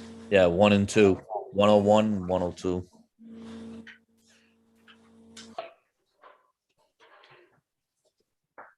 Is the nurse not a stipend? No, she gets an hourly rate. I think she's limited to the number of hours that she works every month. Okay. Oh, here, yeah. So we will reduce the 2%. Back to 4650.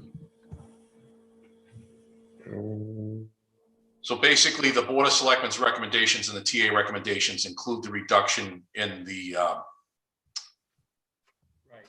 Stipend. I wish we wouldn't change the departmental request. We should. Yeah, I did, but sorry about that, Chris. So I would recommend that the Board of Health Administration 519 be 69,186.25 in personnel expenses and 4,900 in expenses, for a total of 74,086.25. You can move those back if you wanted, Chris, so they show the right department request. Okay, But our vote will be 74,086.25. okay. Is there a motion? I'll have to fix to that. recommend? Is there a second Second. on discussion? Kevin? Aye. Catherine? Peter? Aye. Robert? I don't know if he's still with us. The chairman votes yes. Council on Aging. Oh, sorry, yeah, is that when we got Council on Aging? Yes, 541.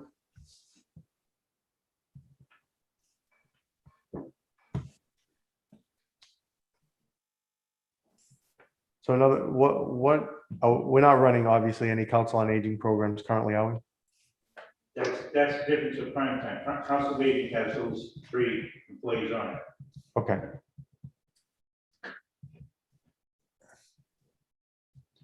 So a motion to follow the department request on Council on Aging. Can I ask you one question? Sure.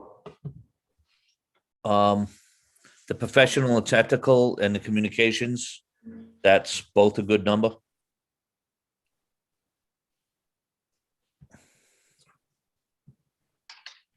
Yeah, so, so Tom, the 8,300 on, professional and technical, that is the same as this year's budget, but, last year we only spent 4,300. The same, but the prior year we spent 7,800. Did we have outside services in 19 that we didn't have in 20? And this year we've only spent 3,800. Right, yeah, the classes that we used to held at, in the village. That's where we can sharpen the pencils, yeah. So they're recommending 8. They were asking for 8,300. They spent 4,300 last year, and year to date, they've only spent 3,800. Right, So can we take that down to 5,000? that's where we can make the difference because of COVID, like you're saying. Okay. That's where we can All sharpen the right, so, pencils. so we'll recommend 5,000 in that, in the first line, and then communications, and it's been pretty Right. close to that 7,500 to 7,000. I don't know if there's a lot we could take out of that one, Kevin. No, there's not. There's not. If anything, it would be about $500. I was thinking between the two, maybe 5 and 5, but you know, if you want to take it down to It's a good your point, though. recommendation, that's fine too. How about the equipment, 5850?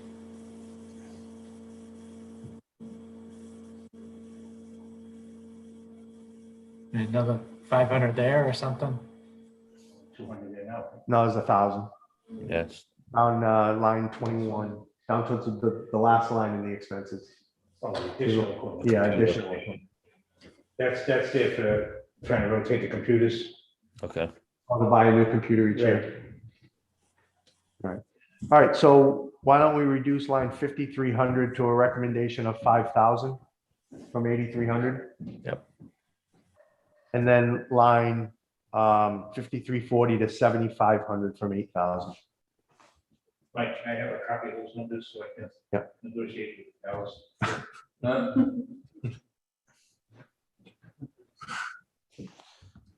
So that would reduce the, Chris, I'm gonna change those just for a second if you want to change them back, just so I have a number in front of me. All right, All right, yeah, go ahead, Ed. yeah. I love these live documents.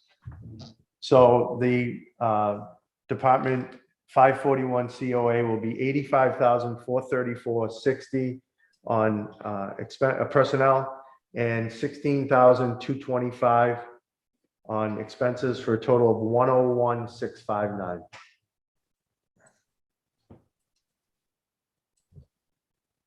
Motion? Is there a second? Second? On discussion? Peter? Aye. Kevin? Aye. Catherine? And I don't know if Robert's back, but Robert? Okay. Veterans.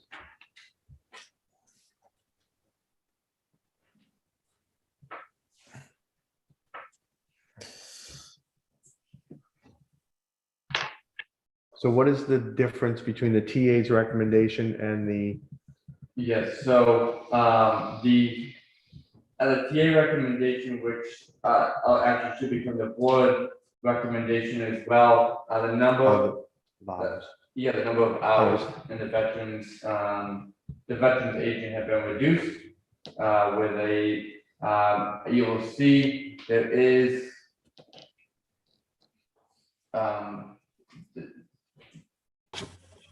I thought at the time we did put $2,000 actually back in for additional hours that should go.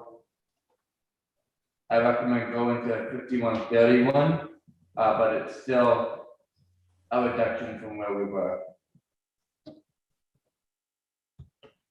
I thought I had that in there. All right, so I would recommend that the veterans be 41,144.76 in personnel expenses and 85,825 in expenses for a total of 126,969.76. So moved. So moved and seconded. On discussion, Catherine? Aye. Kevin? Aye. Peter? Aye. Chairman votes aye.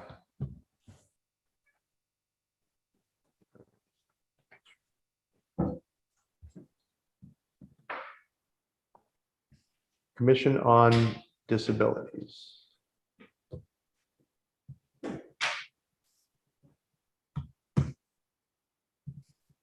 So, Mr. Gale, I'll give you a couple of minutes. I know you sent us all an email earlier today. As you know, there are some differing philosophies as it relates to this. But we're going to give you an opportunity to speak on it again before we get into our discussion on it. If you want me to come up here? Sure, the best place for people to hear. So I don't know, where's the best place for?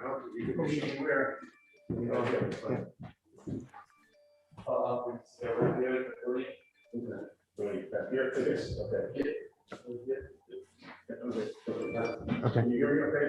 Yep. Okay. So, can you guys, let me just make sure. Can you guys hear her? Can you hear me on Zoom? Okay, a little bit. I can speak louder. Do you want to take this on? Is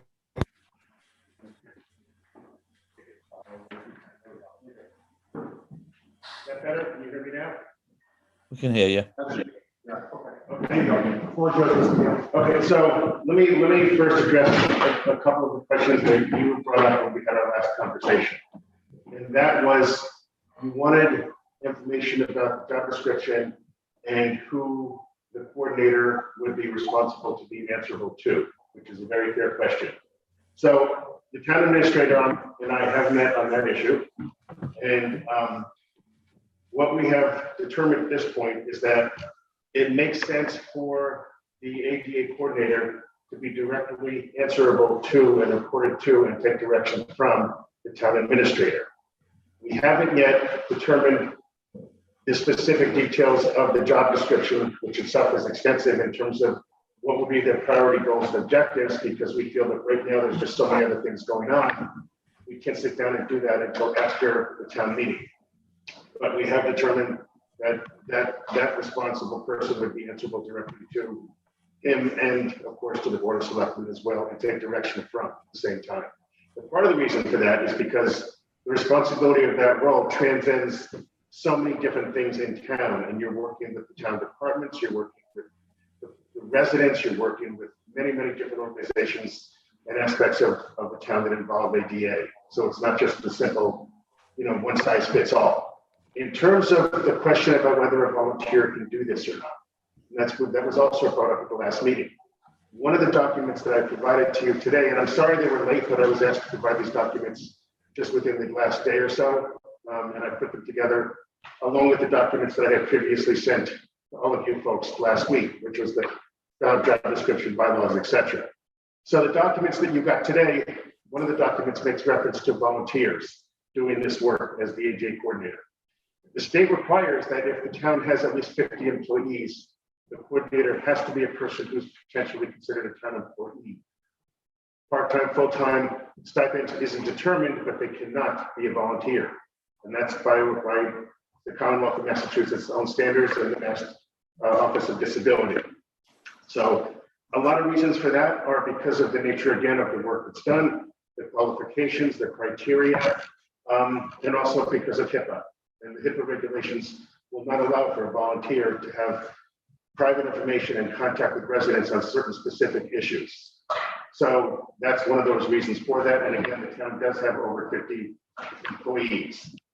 With regard to the dollar figures, and I know it was suggested separately that potentially a current town employee could take over the responsibility to do some of this work, would be work. So what I will say to that is I'm just going to give you a simple, quick example. If you have a town employee who is currently paid, let's take a low figure, $60,000, but the total cost for that town employee of all that's provided for that employee, includes everything, is $80,000 to $90,000. If the employee is putting in 10 hours a week, unless the employee asks for a raise, then you're spending $20,000 to $22,000 of that employee's salary time to do the same work. Not only that, it's been suggested that certain town employees can do this work because they're capable of doing it. And I think from the documents that I sent you last week, along with the documents that I provided today, what you'll see is that only a small amount overall, a relatively small amount, is directly related to some of the things that the public sees. For example, buildings and grounds, those types of things. That's a fairly small percentage of what's actually done. Most of the work is done behind the scenes. Most of the work doesn't just relate to everything Title II, which is everything public. It also relates to Title I, which means, for example, Mr. Chairman, as the chairperson of your particular committee, if you had a problem with your back and you needed a special device for the chair, or you needed a brace or anything, you would be contacting the ADA coordinator in the town to make those arrangements for that special equipment. So Title I covers everything employee in terms of employee relations and services and resources, and potentially EAP or employee assistance aspects of this as well. Title III is also another aspect of this. Title III is the relationship for public-private partnerships, and that's for the businesses in town, for whether a business has an issue or a resident has an issue, complain about a business, and how that transcends across the relationship with public-private partnerships. So those are just some of the other aspects that are covered. Lastly, what I'll say is this also covers the Section 504 and 508 code of the 21st Century Communications Act. That means assuring and working to make every aspect of communications in this town 100% accessible, from reaching the fire department and the police department and the training involved for the officers to communicate with residents as first responders, the technology that they use, making sure it's in place and that it's brought up to standard, making sure that the website is fully accessible, making sure that all the email addresses are fully accessible and fully kept up to code. So those are just some of the aspects of what the position requires. What we proposed initially is that $15,000, I'm almost done, by the way, that $15,600 figure for the cost for the coordinator directly. Myself and another member of the commission met with the town administrator, and we agreed on this on a figure of $8,000 for the coordinator's cost, salary, whatever you want to catch it as at this point. I know that there was a figure put out there of $3,000. That $3,000 figure, just for absolute clarification, was a figure that was put on as a placeholder only. And that wasn't really clear in the last conversation we had. That was a placeholder that was put in by the acting town administrator before we had a chance to sit down with the new town administrator, because he wasn't in place yet. So that was where that came about, as that figure, $3,000 figure.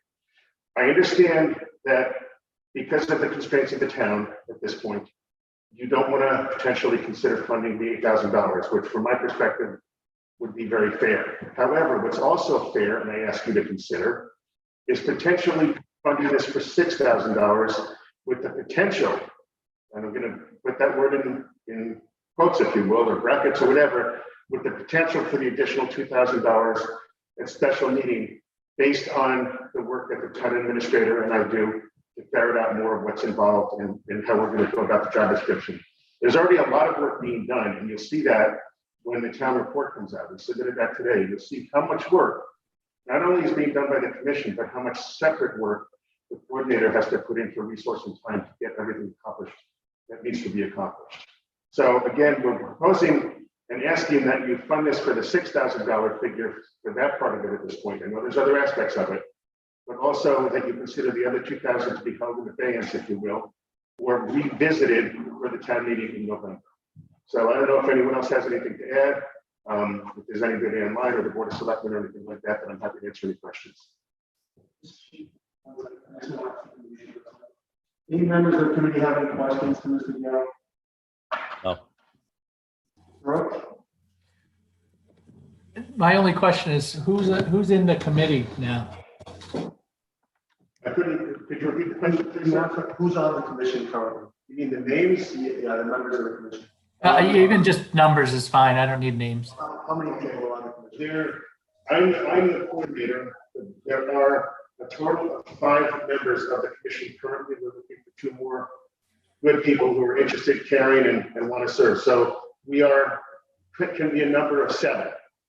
So we have 5 members of the commission who are volunteers. One of them is not a voting member because they're the liaison to the Board of Selectmen. One of those 5?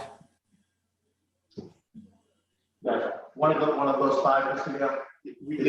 Yes, Mr. Pacheco is the liaison. He is not a voting member. And then beyond that, we have 5 other people. 5 others, so Yes, total of 6. So with Mr. Pacheco and Mr. Gale, it's a total of 7 people. No, No, I guess including Mr. Gale. Okay. I'm not voting. Okay. So it makes it 6, Peter. 6, correct.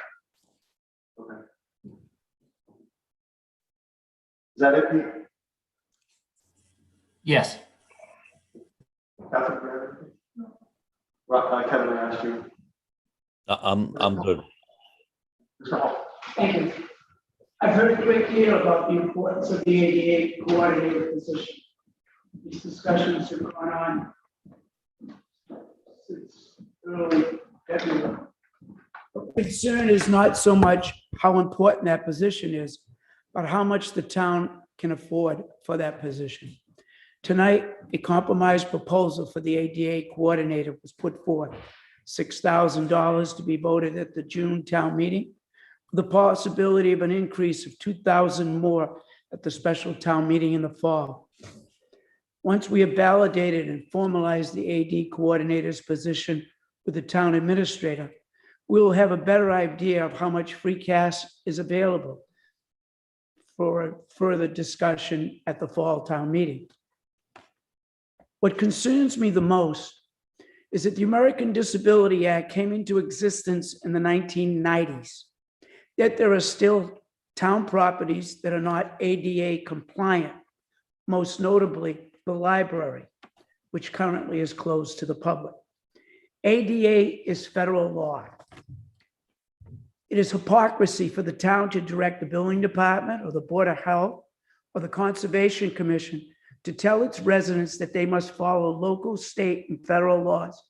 Yet it is okay for the town government not to follow the law, even when the violation creates barriers for some of its citizens who have a right to equal access. Some have said that the building inspector, DPW director can handle the matter of ADA compliance.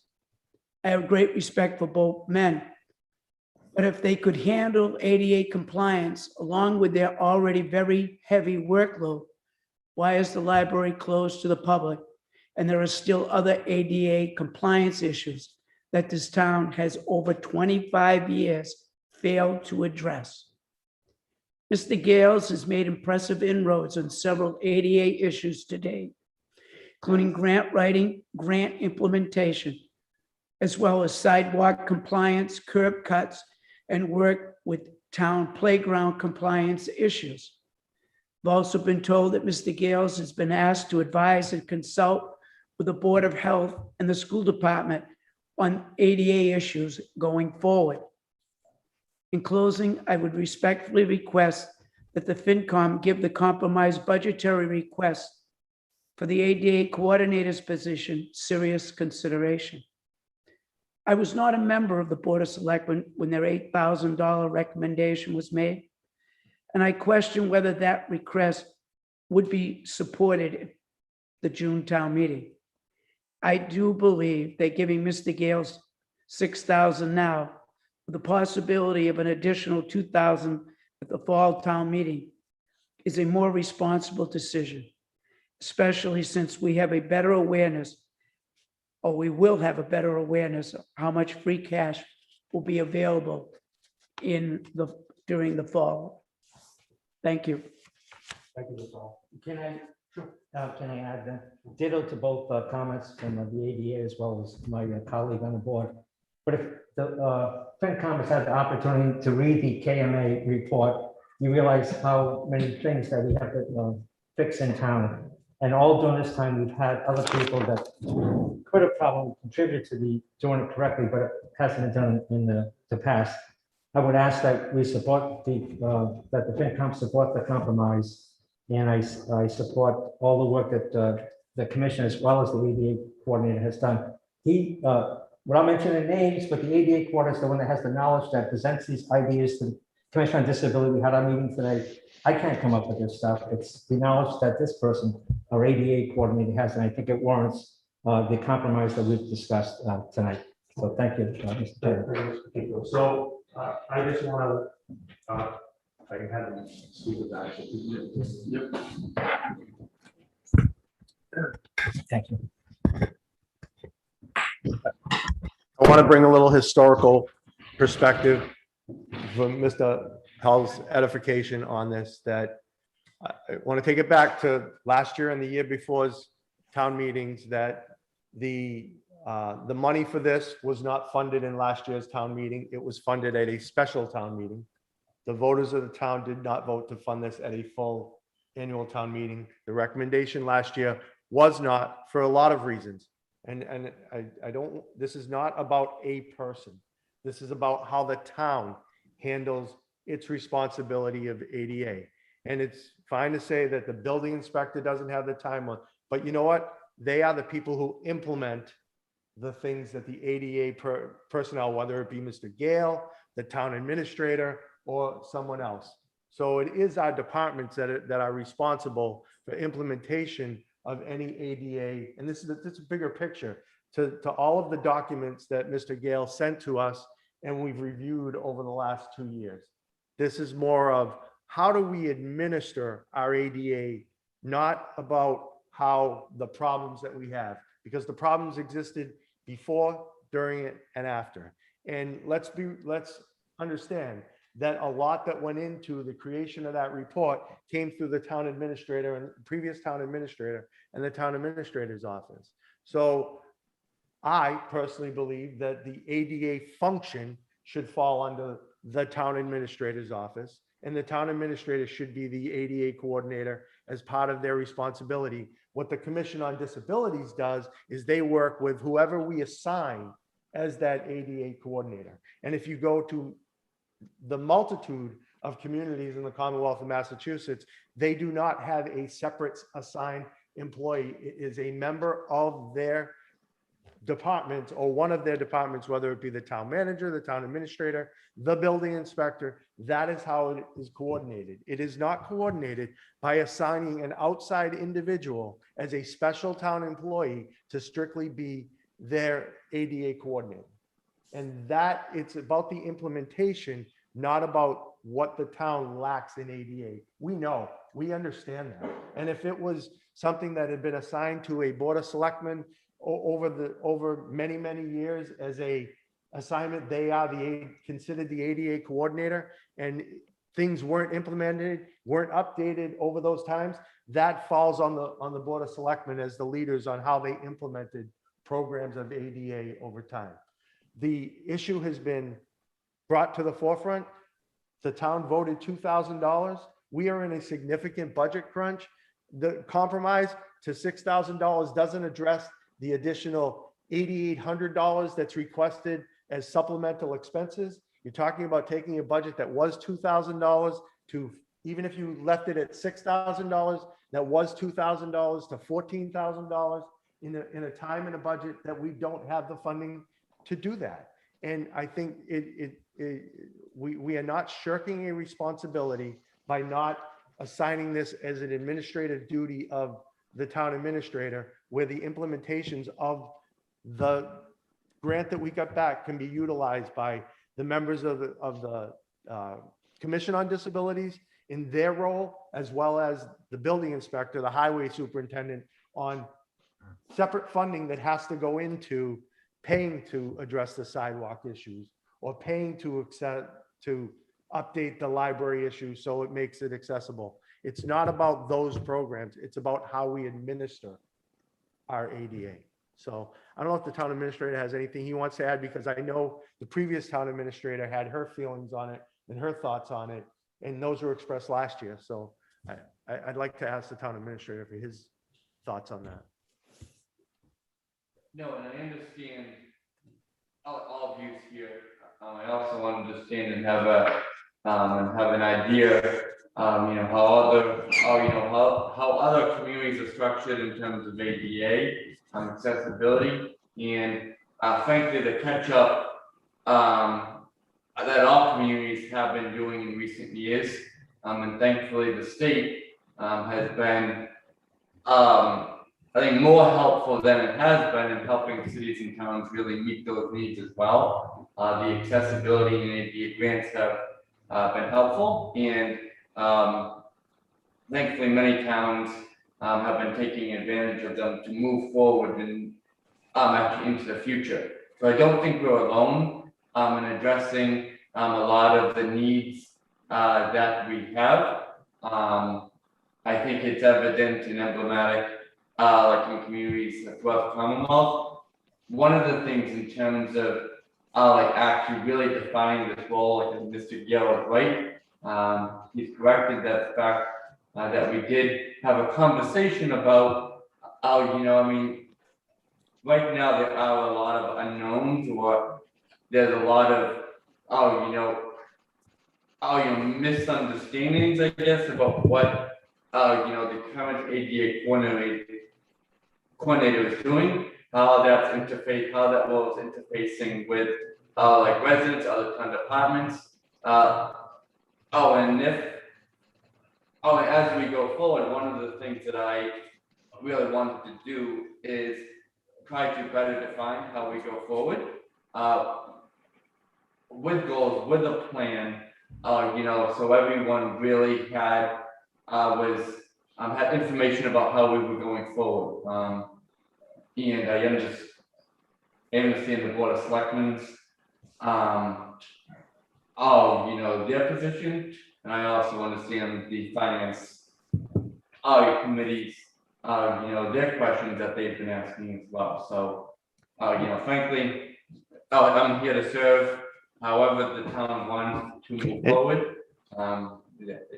That's what I do, and I can deal, and I can work with anybody to do what I have to do as a town. And the same to that as has been in the past. If we don't recommend it, and the Board of Selectmen has their view on it, that the townspeople will have the opportunity at town meeting to make the final determination of where it goes forward. And, that's my opinion on it. I haven't changed my stance on it in 2 years. I just think that the request at this point where we stand in, the townspeople did vote the $2,000 in last year's special town meeting. That was not the recommendation of the finance committee. So that ability is there. I will throw it out to the finance committee on what the feeling of a recommendation is on this one. But my recommendation at this point would be to put no increase in this budget and see where the request falls. The Board of Selectmen addressed only a $2,000 compromise. There was no additional compromise to a requested budget that is 8 times what it was last year. So, the financial situation that we're in, we have much harder cuts that are going to come up as we start to close this out. So I stand by my words, and I'll open it up to the committee, and then we'll make a recommendation from there. Yeah, and if I could, I've got two for you. Yeah. One, just to start off, we've level funded for the last however many years stipends. And so when we were at annual town meeting, we were either at a $500 or $1,000 stipend that got moved to $2,000 special town meeting. That smaller number of residents, but still it passed at the 2,000. But then we're going to increase that by 4 times to $8,000. That alone, when we're freezing stipends. But then just, I guess, to the overall standpoint, the town's been built on, people who spend a lot of time volunteering their time. I'm going to quote volunteering because stormwater, I mean, veteran services, there's many volunteers in there. The library, parks and our department. Everyone in this town that helps out is doing it for the betterment of the town. And yeah, we spend a lot of time. Everyone in this town spends a lot of time, a lot of hours. We paid everyone what their time was worth. We'd have a budget the size of Taunton. So that's my two cents there, that we're increasing a stipend in times when we've tried to keep for at least the last number of years stipends at level funding. And then the same as far as the overall expenses. I mean, I understand that there's a lot of work, but there's a lot of departments in this town that do a lot of work. And that's all I've got. Mr. Pacheco? Yeah, if I can just add, the Board of Selectmen did reduce the budget, professional and technical from 3,500 to $1,000. So we did make a recommendation that the budget be reduced, and now with the compromise that's been suggested, we would also be reducing the budget by $2,000. My question is, what budget will be going before the, depending upon what you're recommending, what budget actually goes before the town residents? The departmental request. Okay. That, And that, if it's rejected, what happens? so here, so what happens is, just so people understand, the departmental request will be in the warrant. That's what's in the warrant. The motion, which is read, which the motions that are on the floor are the finance committee's recommendations. So let's say, for example, if we recommended $5,000 on this, the motion would be $5,000, however split up between personnel and expenses. At any time after that, anyone can stand up and make a motion to amend it. Because in the past with our moderator, as long as that departmental request is in there, the amendment can go up to whatever the departmental request is. If the departmental request was lower, the moderator would not let it go above what the departmental request was. Thank you for that clarification. Yep, no problem. Does anybody have any questions on that? Is that clear? Can I just understand that the original departmental request? Will be in the warrant. That will be in the warrant. That is the top number that the moderator would allow any amendment to go to. And that would be the original request that was sent to you, is that right? Yeah, that's total of $16,820. So it was 8,000 on salary line personnel and 8,820 on. I'm straining my eyes right now. I thought it was 14 something, just. No, the original departmental request was for 16,820. So. And just to give an update, we still have $340,000 to go. I don't know if there's any members of the Commission on Disability online or not. I have no idea. Yeah, I'm gonna ask that question, Mr. Gill. Is there anyone in the public forum that would like to add their comments? I know there's been some chat. If people who are chatting would like to share their words, I will give them the floor and the opportunity. Mrs. Goulart? Yes. Welcome, Nancy. Thank you. I spoke at the last meeting and I'm the one that talked about volunteering. I also know that in the past, we've had volunteers who were employees appointed to positions. And although those positions had a monetary value to them, they turned around and donated that money back to the town. So that took care of being a paid employee, because once you're paid, you determine what you do with the money. And there were members of the finance committee that happened to do that. I think you probably know who I'm talking about. So as far as being an employee versus a volunteer, yeah, we know there's a way around that. I want to address the fact that, the statement about the library not being in compliance over the past 25 years. Well, first of all, we had at least 2 library proposals to build a library. The first one passed the initial vote. It got defeated at the funding source. We couldn't get the debt exclusion. The second attempt to do something with the library was a new architectural design that, quite frankly, was so ugly it didn't go before the public. So the town of Dayton has not ignored the library, and we are still actively trying to get a library. That's why we're on the list. Now, as far as making things compliant, I can tell you for the past 20 years, and those of you I served with, either as a member of the finance committee or as a selectman, money was the issue. Every time a issue arose, yes, we addressed it. We did not ignore anything. Did we go out surveying our buildings and our properties saying, oh, we got to do this, this, and this? No, we didn't, because we didn't have the funding. It's fine to say we should have done it over the past 25 years, but I can tell you what issues arose over the past 20 years, at least, that I've been involved, were addressed. Most notably, other than when specifically the sewer department and lower level of town hall was brought to me by a federal official, which we addressed. I can tell you every construction project relative to streets and sidewalks that were done during a period of time. And my experience with that started in 2006 with the Berkeley-Dighton Bridge. I can tell you every project that has been completed in this town has been compliant, because Mr. Ferry knows exactly what to do.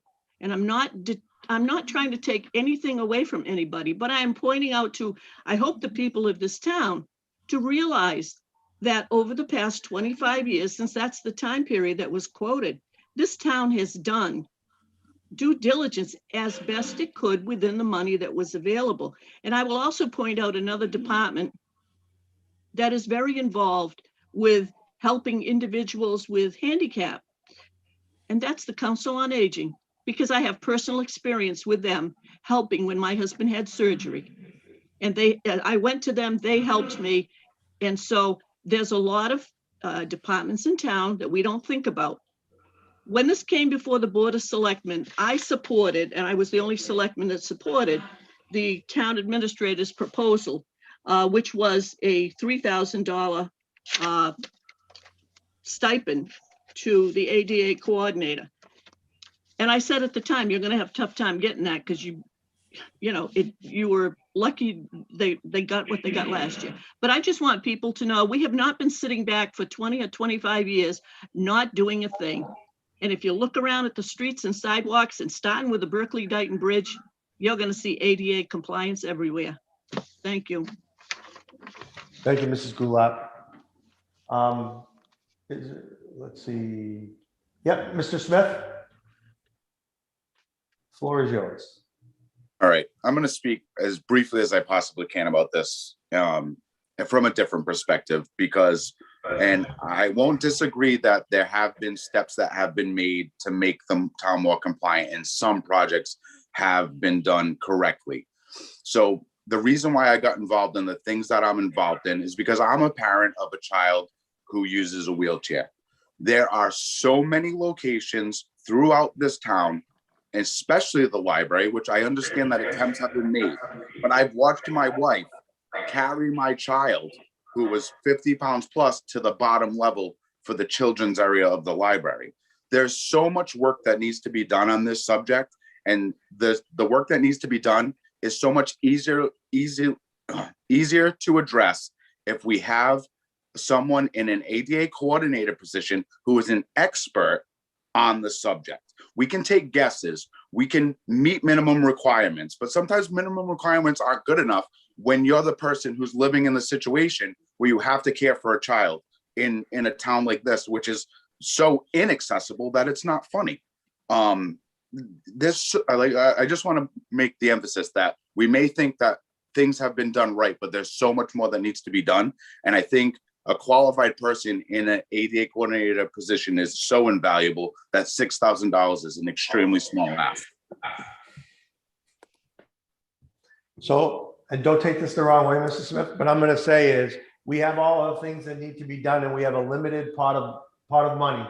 If necessary, and I throw this to you, I know 6,000 doesn't sound like a lot, but if that 6,000 was able to be used to do X project that addresses an ADA issue, would it be better spent that way or better spent to have, to pay an employee?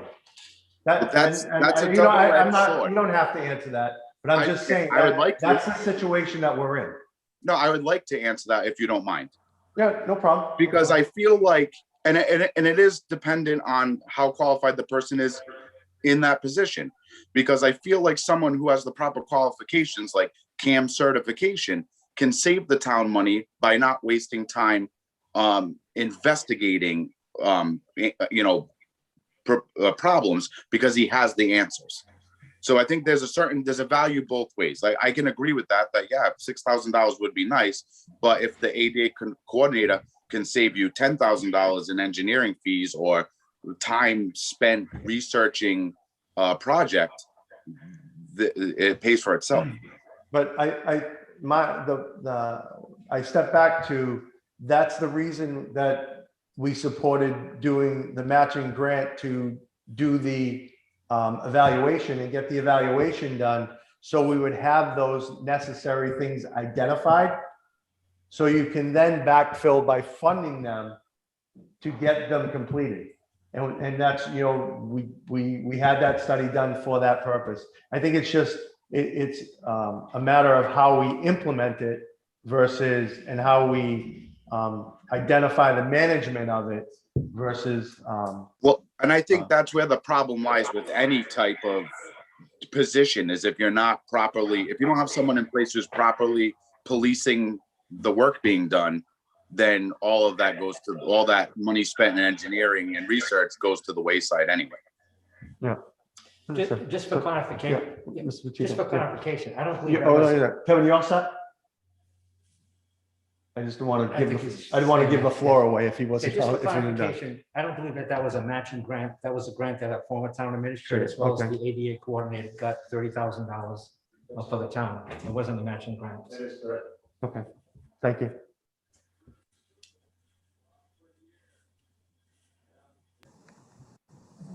So, one second, Mr. Gill.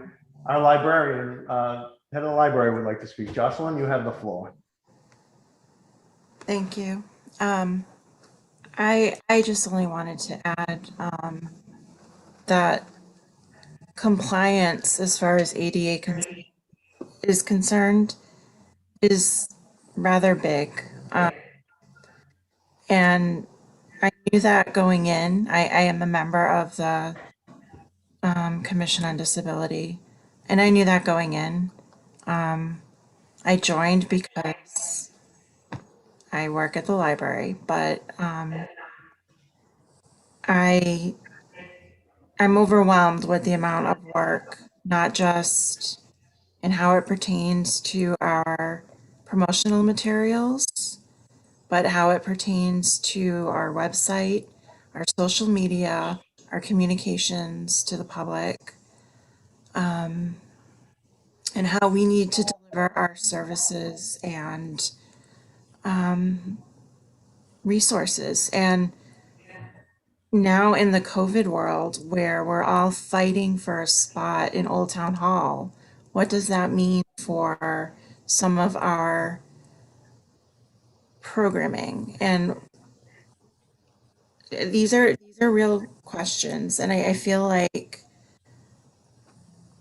for programs and services that we offer in our town, this is a moving target. And I am a member on the commission, and that's fine, but I think as things change, I think having a knowledgeable resource in town for some of our services, and as our population ages and more needs may increase,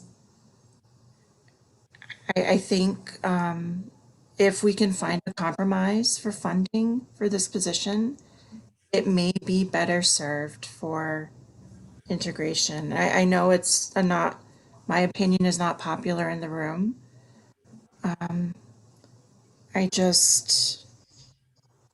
I worry about some of the patrons I'm not able to reach, especially because I've lost contact with so many of them. And that concerns me. You know, I don't, that's my story in all this. And, yeah, you know, I apologize for rambling, but, you know, I see a need in being able to reach people and figure out what they need and how to get it to them. And that is so clear during the pandemic. Thank you. Thanks, Jocelyn. Does anyone else like to speak? So, sure, Mr. Gale, sorry about I that. just want to respond to one, a question that, Mr. Smith, the expenditure of $6,000. And what would you rather do? So with regard to that, I just want to give you one simple example of a difference that $6,000 can make. When the police station was built, there were the front doors of the police station was one of the first things I was asked to look at was the police station overall. And this is before we even had the KMA report done. When I looked at the police station, there were a few things that I noted as the community access monitor needed to be resolved. One of those things was the front doors. Although it's a flat surface to get to the doors were not positioned for the handles to open at the right height, nor to be pushed in and or be pushed out, which was a requirement. But yet, you know, the police station opened. No problem with that. However, through the efforts of me specifically looking at the doors and making some inquiries, we were able to get a donation of the electric doors, including the installation, which was approximately a $6,000 figure.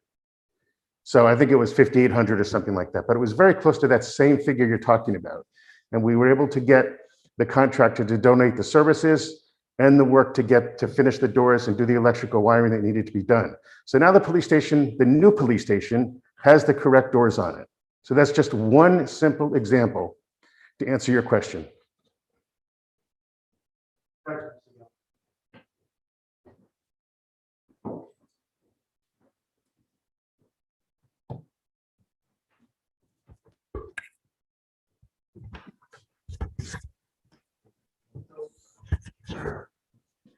So does the Board of Selectmen want to address the expenses portion of the request? Sure. The office supplies is, I believe that as a member of the Commission on Disability or a non-voting member, we're going to have this year, we're going to have a mailing, so that's probably what the office supplies is for. We did reduce the professional and technical, there was a request for 3,500. And even though I'm on the Commission on Disability as a non-voting member, I supported reducing it to $1,000. My colleagues on the commission may not be happy with that, but that's what I did. And other supplies and auxiliary aids, 4320, and that's for assistance for our ADA coordinator to have somebody assist them in preparation for different items. For example, I noted that today that for the agenda, I believe that your assistant that is not being paid by the town at the present time assisted or helped in preparing the agenda and typing in or whatever she did. But when it comes up, it shows up as her item that she had presented the item. So I think by law, Mr. Gales can correct me if I'm wrong, but I think by law, we have to provide whatever aids any employee needs in town to do their job. So that's why the 4320. I can address that last part, and I will speak very loudly so that I can be heard over the speakers.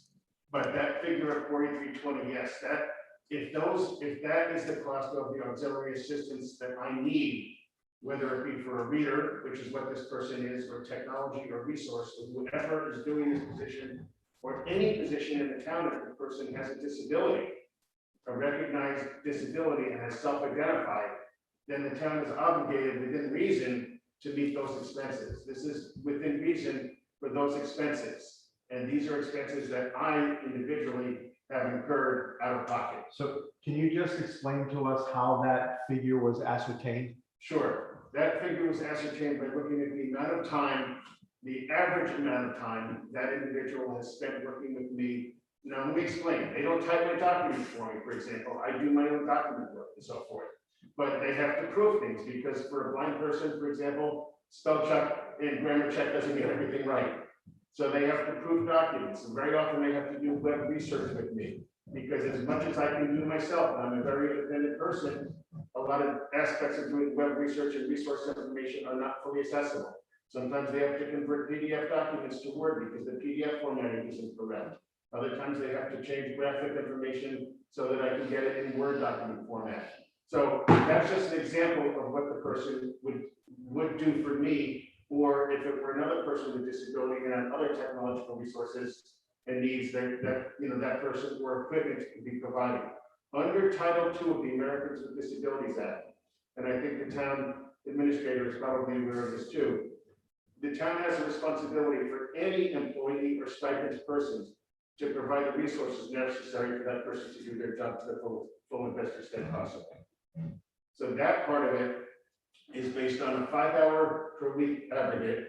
I pay this person right now $15 an hour to do this work with me. And we took that aggregate times the number of weeks in the year.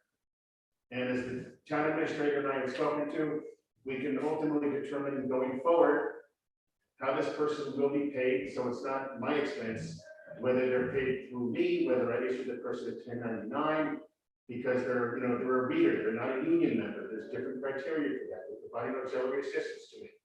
If I have to 1099 them, I provide that to the town. If they have to submit timesheets to the town, we will do whatever is necessary to validate the cost. If the cost comes in at $3,700 because we need it to do less, then it will be $3,700. But $4,320 is the aggregate we've done based on the past year. I would have to believe that the town accountant and our auditors would have a way that would have to be. I just want you to know that. That's what it's from. I would think you paying them, us reimbursing would not be, if you're considered a town employee, you would not be taking. And I have no objection, and she has no objection if she has to submit timesheets to the town and be paid directly. That's not, So they can work that out. I'm just trying to give you a sense of where this comes from and where the figure is and what the need is.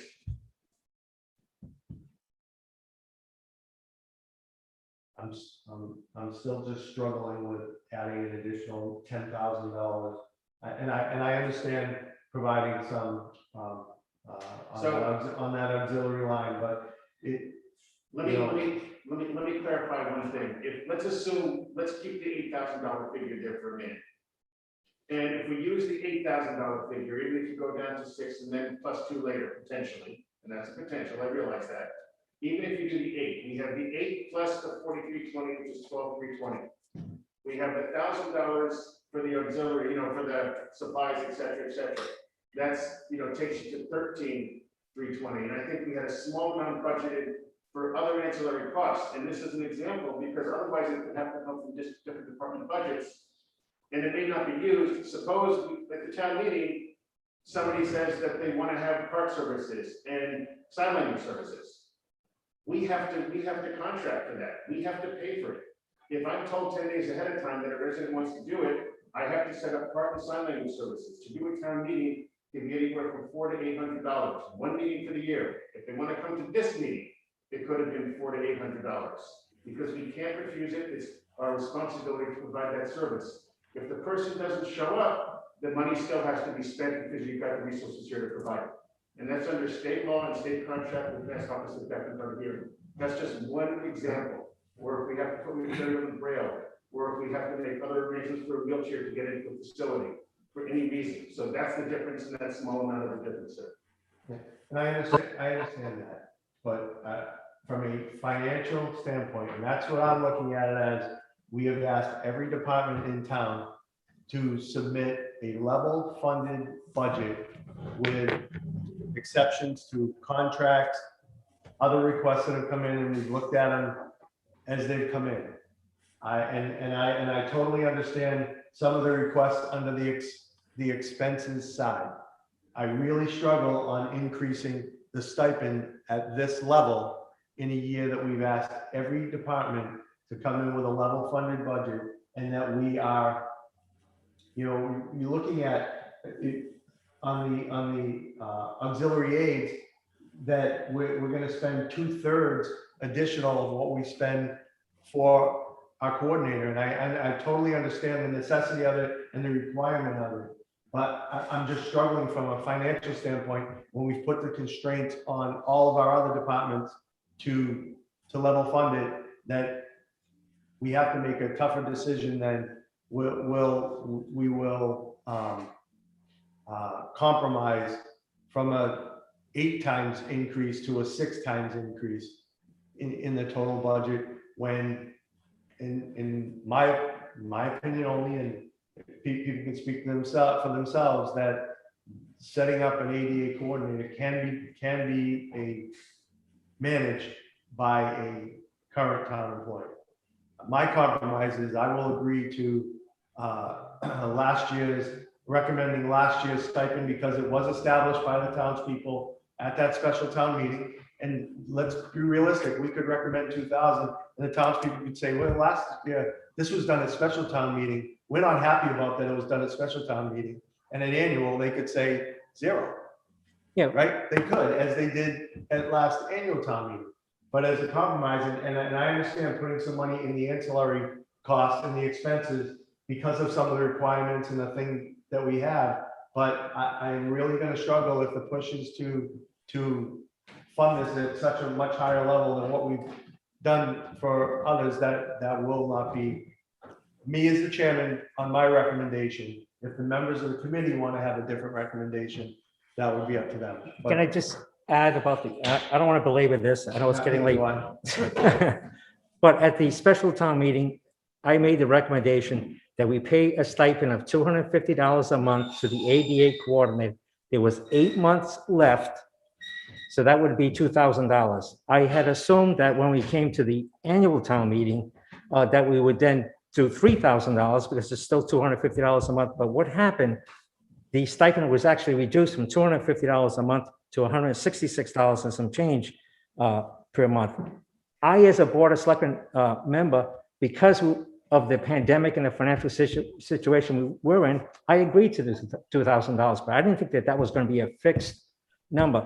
I clearly advocated strongly at the special town meeting, and they voted to support $250 a month. And at the last FinCom meeting last year, I gave the FinCom the Board of Selectmen's meeting where I recommended that it be $250 a month. I asked people to go on YouTube, and I forget how many minutes, but I think it was like 18 minutes into the meeting. You'll hear me mention it to the Board of Selectmen, $250 a month. I wasn't going to ask for $3,000 in October when there was only 8 months left. And yet you, Mr. Chairman, as well as other members, think that I was asking for $2,000 for a year, and that clearly was not what I was asking for. Just for clarification, Mr. Chairman. And that's fine, and that's a reasonable comment. And I did not review the YouTube. I'm not questioning that was the case. But $3,000 is not $8,000 or $6,000. No, so we can use that as the example. If that was the request and that was the discussion we had, that's a different discussion than going from $2,000 to $8,000 or $3,000 to $6,000. That's a different, that is a different discussion, and would be an open discussion to have from a stipend standpoint, that it's really not an increase. It was $250. It was just that it was only 8 months versus 12. That's a different discussion. So I'd like to hear, my recommendation would be to level fund and then provide $500 in office supplies, $500 in professional and technical, and $1,000 in the auxiliary aids to provide the services that the ADA coordinator would be necessary. And then it would be up to the townspeople to determine where they would like to see that fall. But as a compromise to continue the service that's been started at the rates that were in our level funded budget, as we have with other departments, and provide some additional services, because I understand that we have gotten the report back. We have steps that we need to take. And the Commission on Disabilities, along with its ADA coordinator, do need some funds, as the Trails Committee does, as Park and Rec does, to provide the service that they are required as part of their committee. So that would be my recommendation. Ed, Can I give two things? Just one, it's just it was my understanding at that special town meeting that that's where we were, that it was $2,000 for a year, but that's besides the point. And then just a clarification from Chris that if an interpreter were needed at a town meeting, that wouldn't come out of this budget. That would come out of the town meeting budget, wouldn't it? Are you asking me? No, he's asking the town accountant. Sorry, Peter, was that question for me? Yeah, if we needed to hire an interpreter for a town meeting, what budget would that come out of? Sorry, I have no, I don't know, I don't think I have an answer for you. Okay, I my suppose it could assumption come is out it of- would I be, suppose it could come out of either budget. okay, At town meeting, what would that? We got. That's what I got, Kevin. Options. Oh, sorry. So Peter, In my the town opinion- administrator is gonna answer that. Like, in my opinion, we have a few options. We do have a professional and technical line item in the Board of Selectmen's budget as well. That also has a little bit of room for contingencies, like, planning and contingencies like that. Okay, thank you. thanks, Mike. Hey, Ed, Yes. the numbers that you had put together, level funding it, and then adding for office supplies and professional technical, what does that bring that number to for the total So department? actually, I'm gonna amend my recommendation just in deference to the chairman of the Board of Selectmen who said his $250 a month. I'm gonna take that as the word that would be the level fund if we had Okay. funded it for the full Thank you. year last year. So, Thank you. so I'm gonna say $3,000 on the stipend, and then it would be 500, 500, and 1,000. So it would be $5,000 total. $5,000 total? Yes. I'd like to motion that that's going to be the finance department, the finance committee's recommendation. Is there a second? That, On discussion. Kath, you have anything? Go ahead.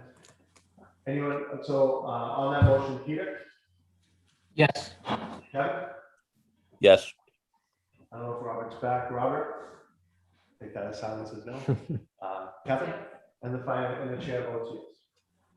So that will be our recommendation, and as you know, you can feel free to Yep. step up at the annual town meeting. Chris, do you have that? You good with that now, Chris, to plug in? You're on mute, Chris. is All that right, me? so at this point, we have extended far past where and we do have to have another meeting on Tuesday. So I'm gonna recommend that, I just have a couple of things I just want to go over on the revenue side. And then we'll take up the additional budgets as well as get the police chief here, because that's a large nut in what we need to come up with for Tuesday night. And then we will definitely finish Tuesday. We got through probably 80% tonight. But as we extend to 9 o'clock, 9:30, I'd just like to bring it back. So if you can go, Chris, to the revenue page, I just want to make a couple of recommendations. If you can go to that 5-year, where you guys you took out the solar and and came up with an average and used 198, I think it was, 100 as our local receipt, the local receipt page.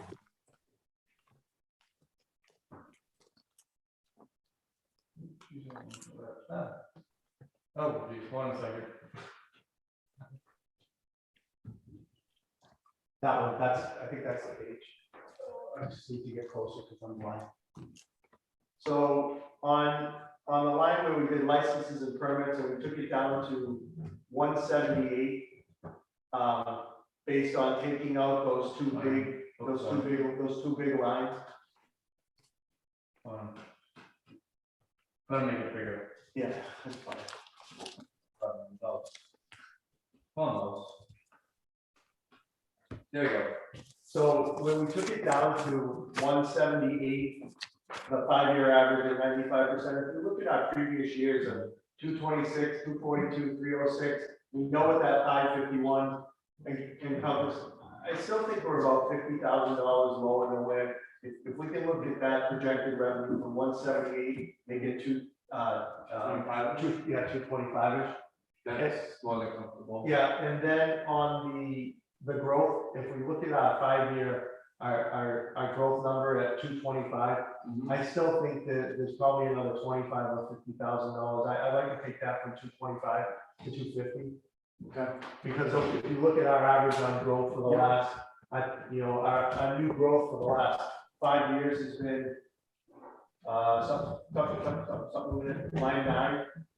It was 233 last year, and we still did have a lot of building this year, but if you take it 5 years and the housing market is crazy, so everything that's being built is being sold. So I'd like to take that to 250 from 225. Does anybody have any questions on that based on our historical? Last year was a softer number, but the building permits this year, in talking to the building inspector, have been on the rise for new growth, so. I think we're safe with that. Yeah. All right, so that would pick us up another 75 of that. Over the weather. So like in just like additional clarification, obviously, we're always cautious about overextending revenues. Yep. However, the 225 for new growth, and in a conversation with the assessor, and again, I don't want to speak to the assessor, but she thought we all agreed on the 225, but she actually started at around 270. And then we worked back to more conservative.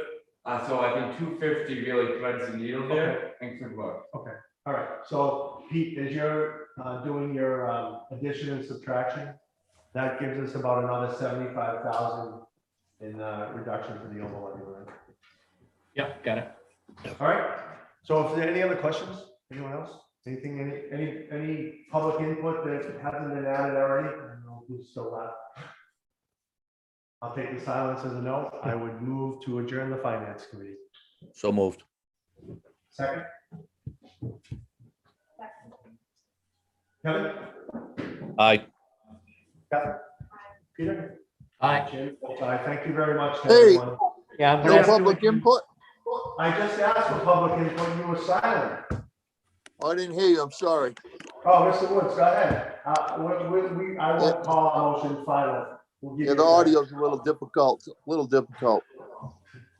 ahead, Mr. Woods. I do feel bad about the library and Jocelyn's doing a great job.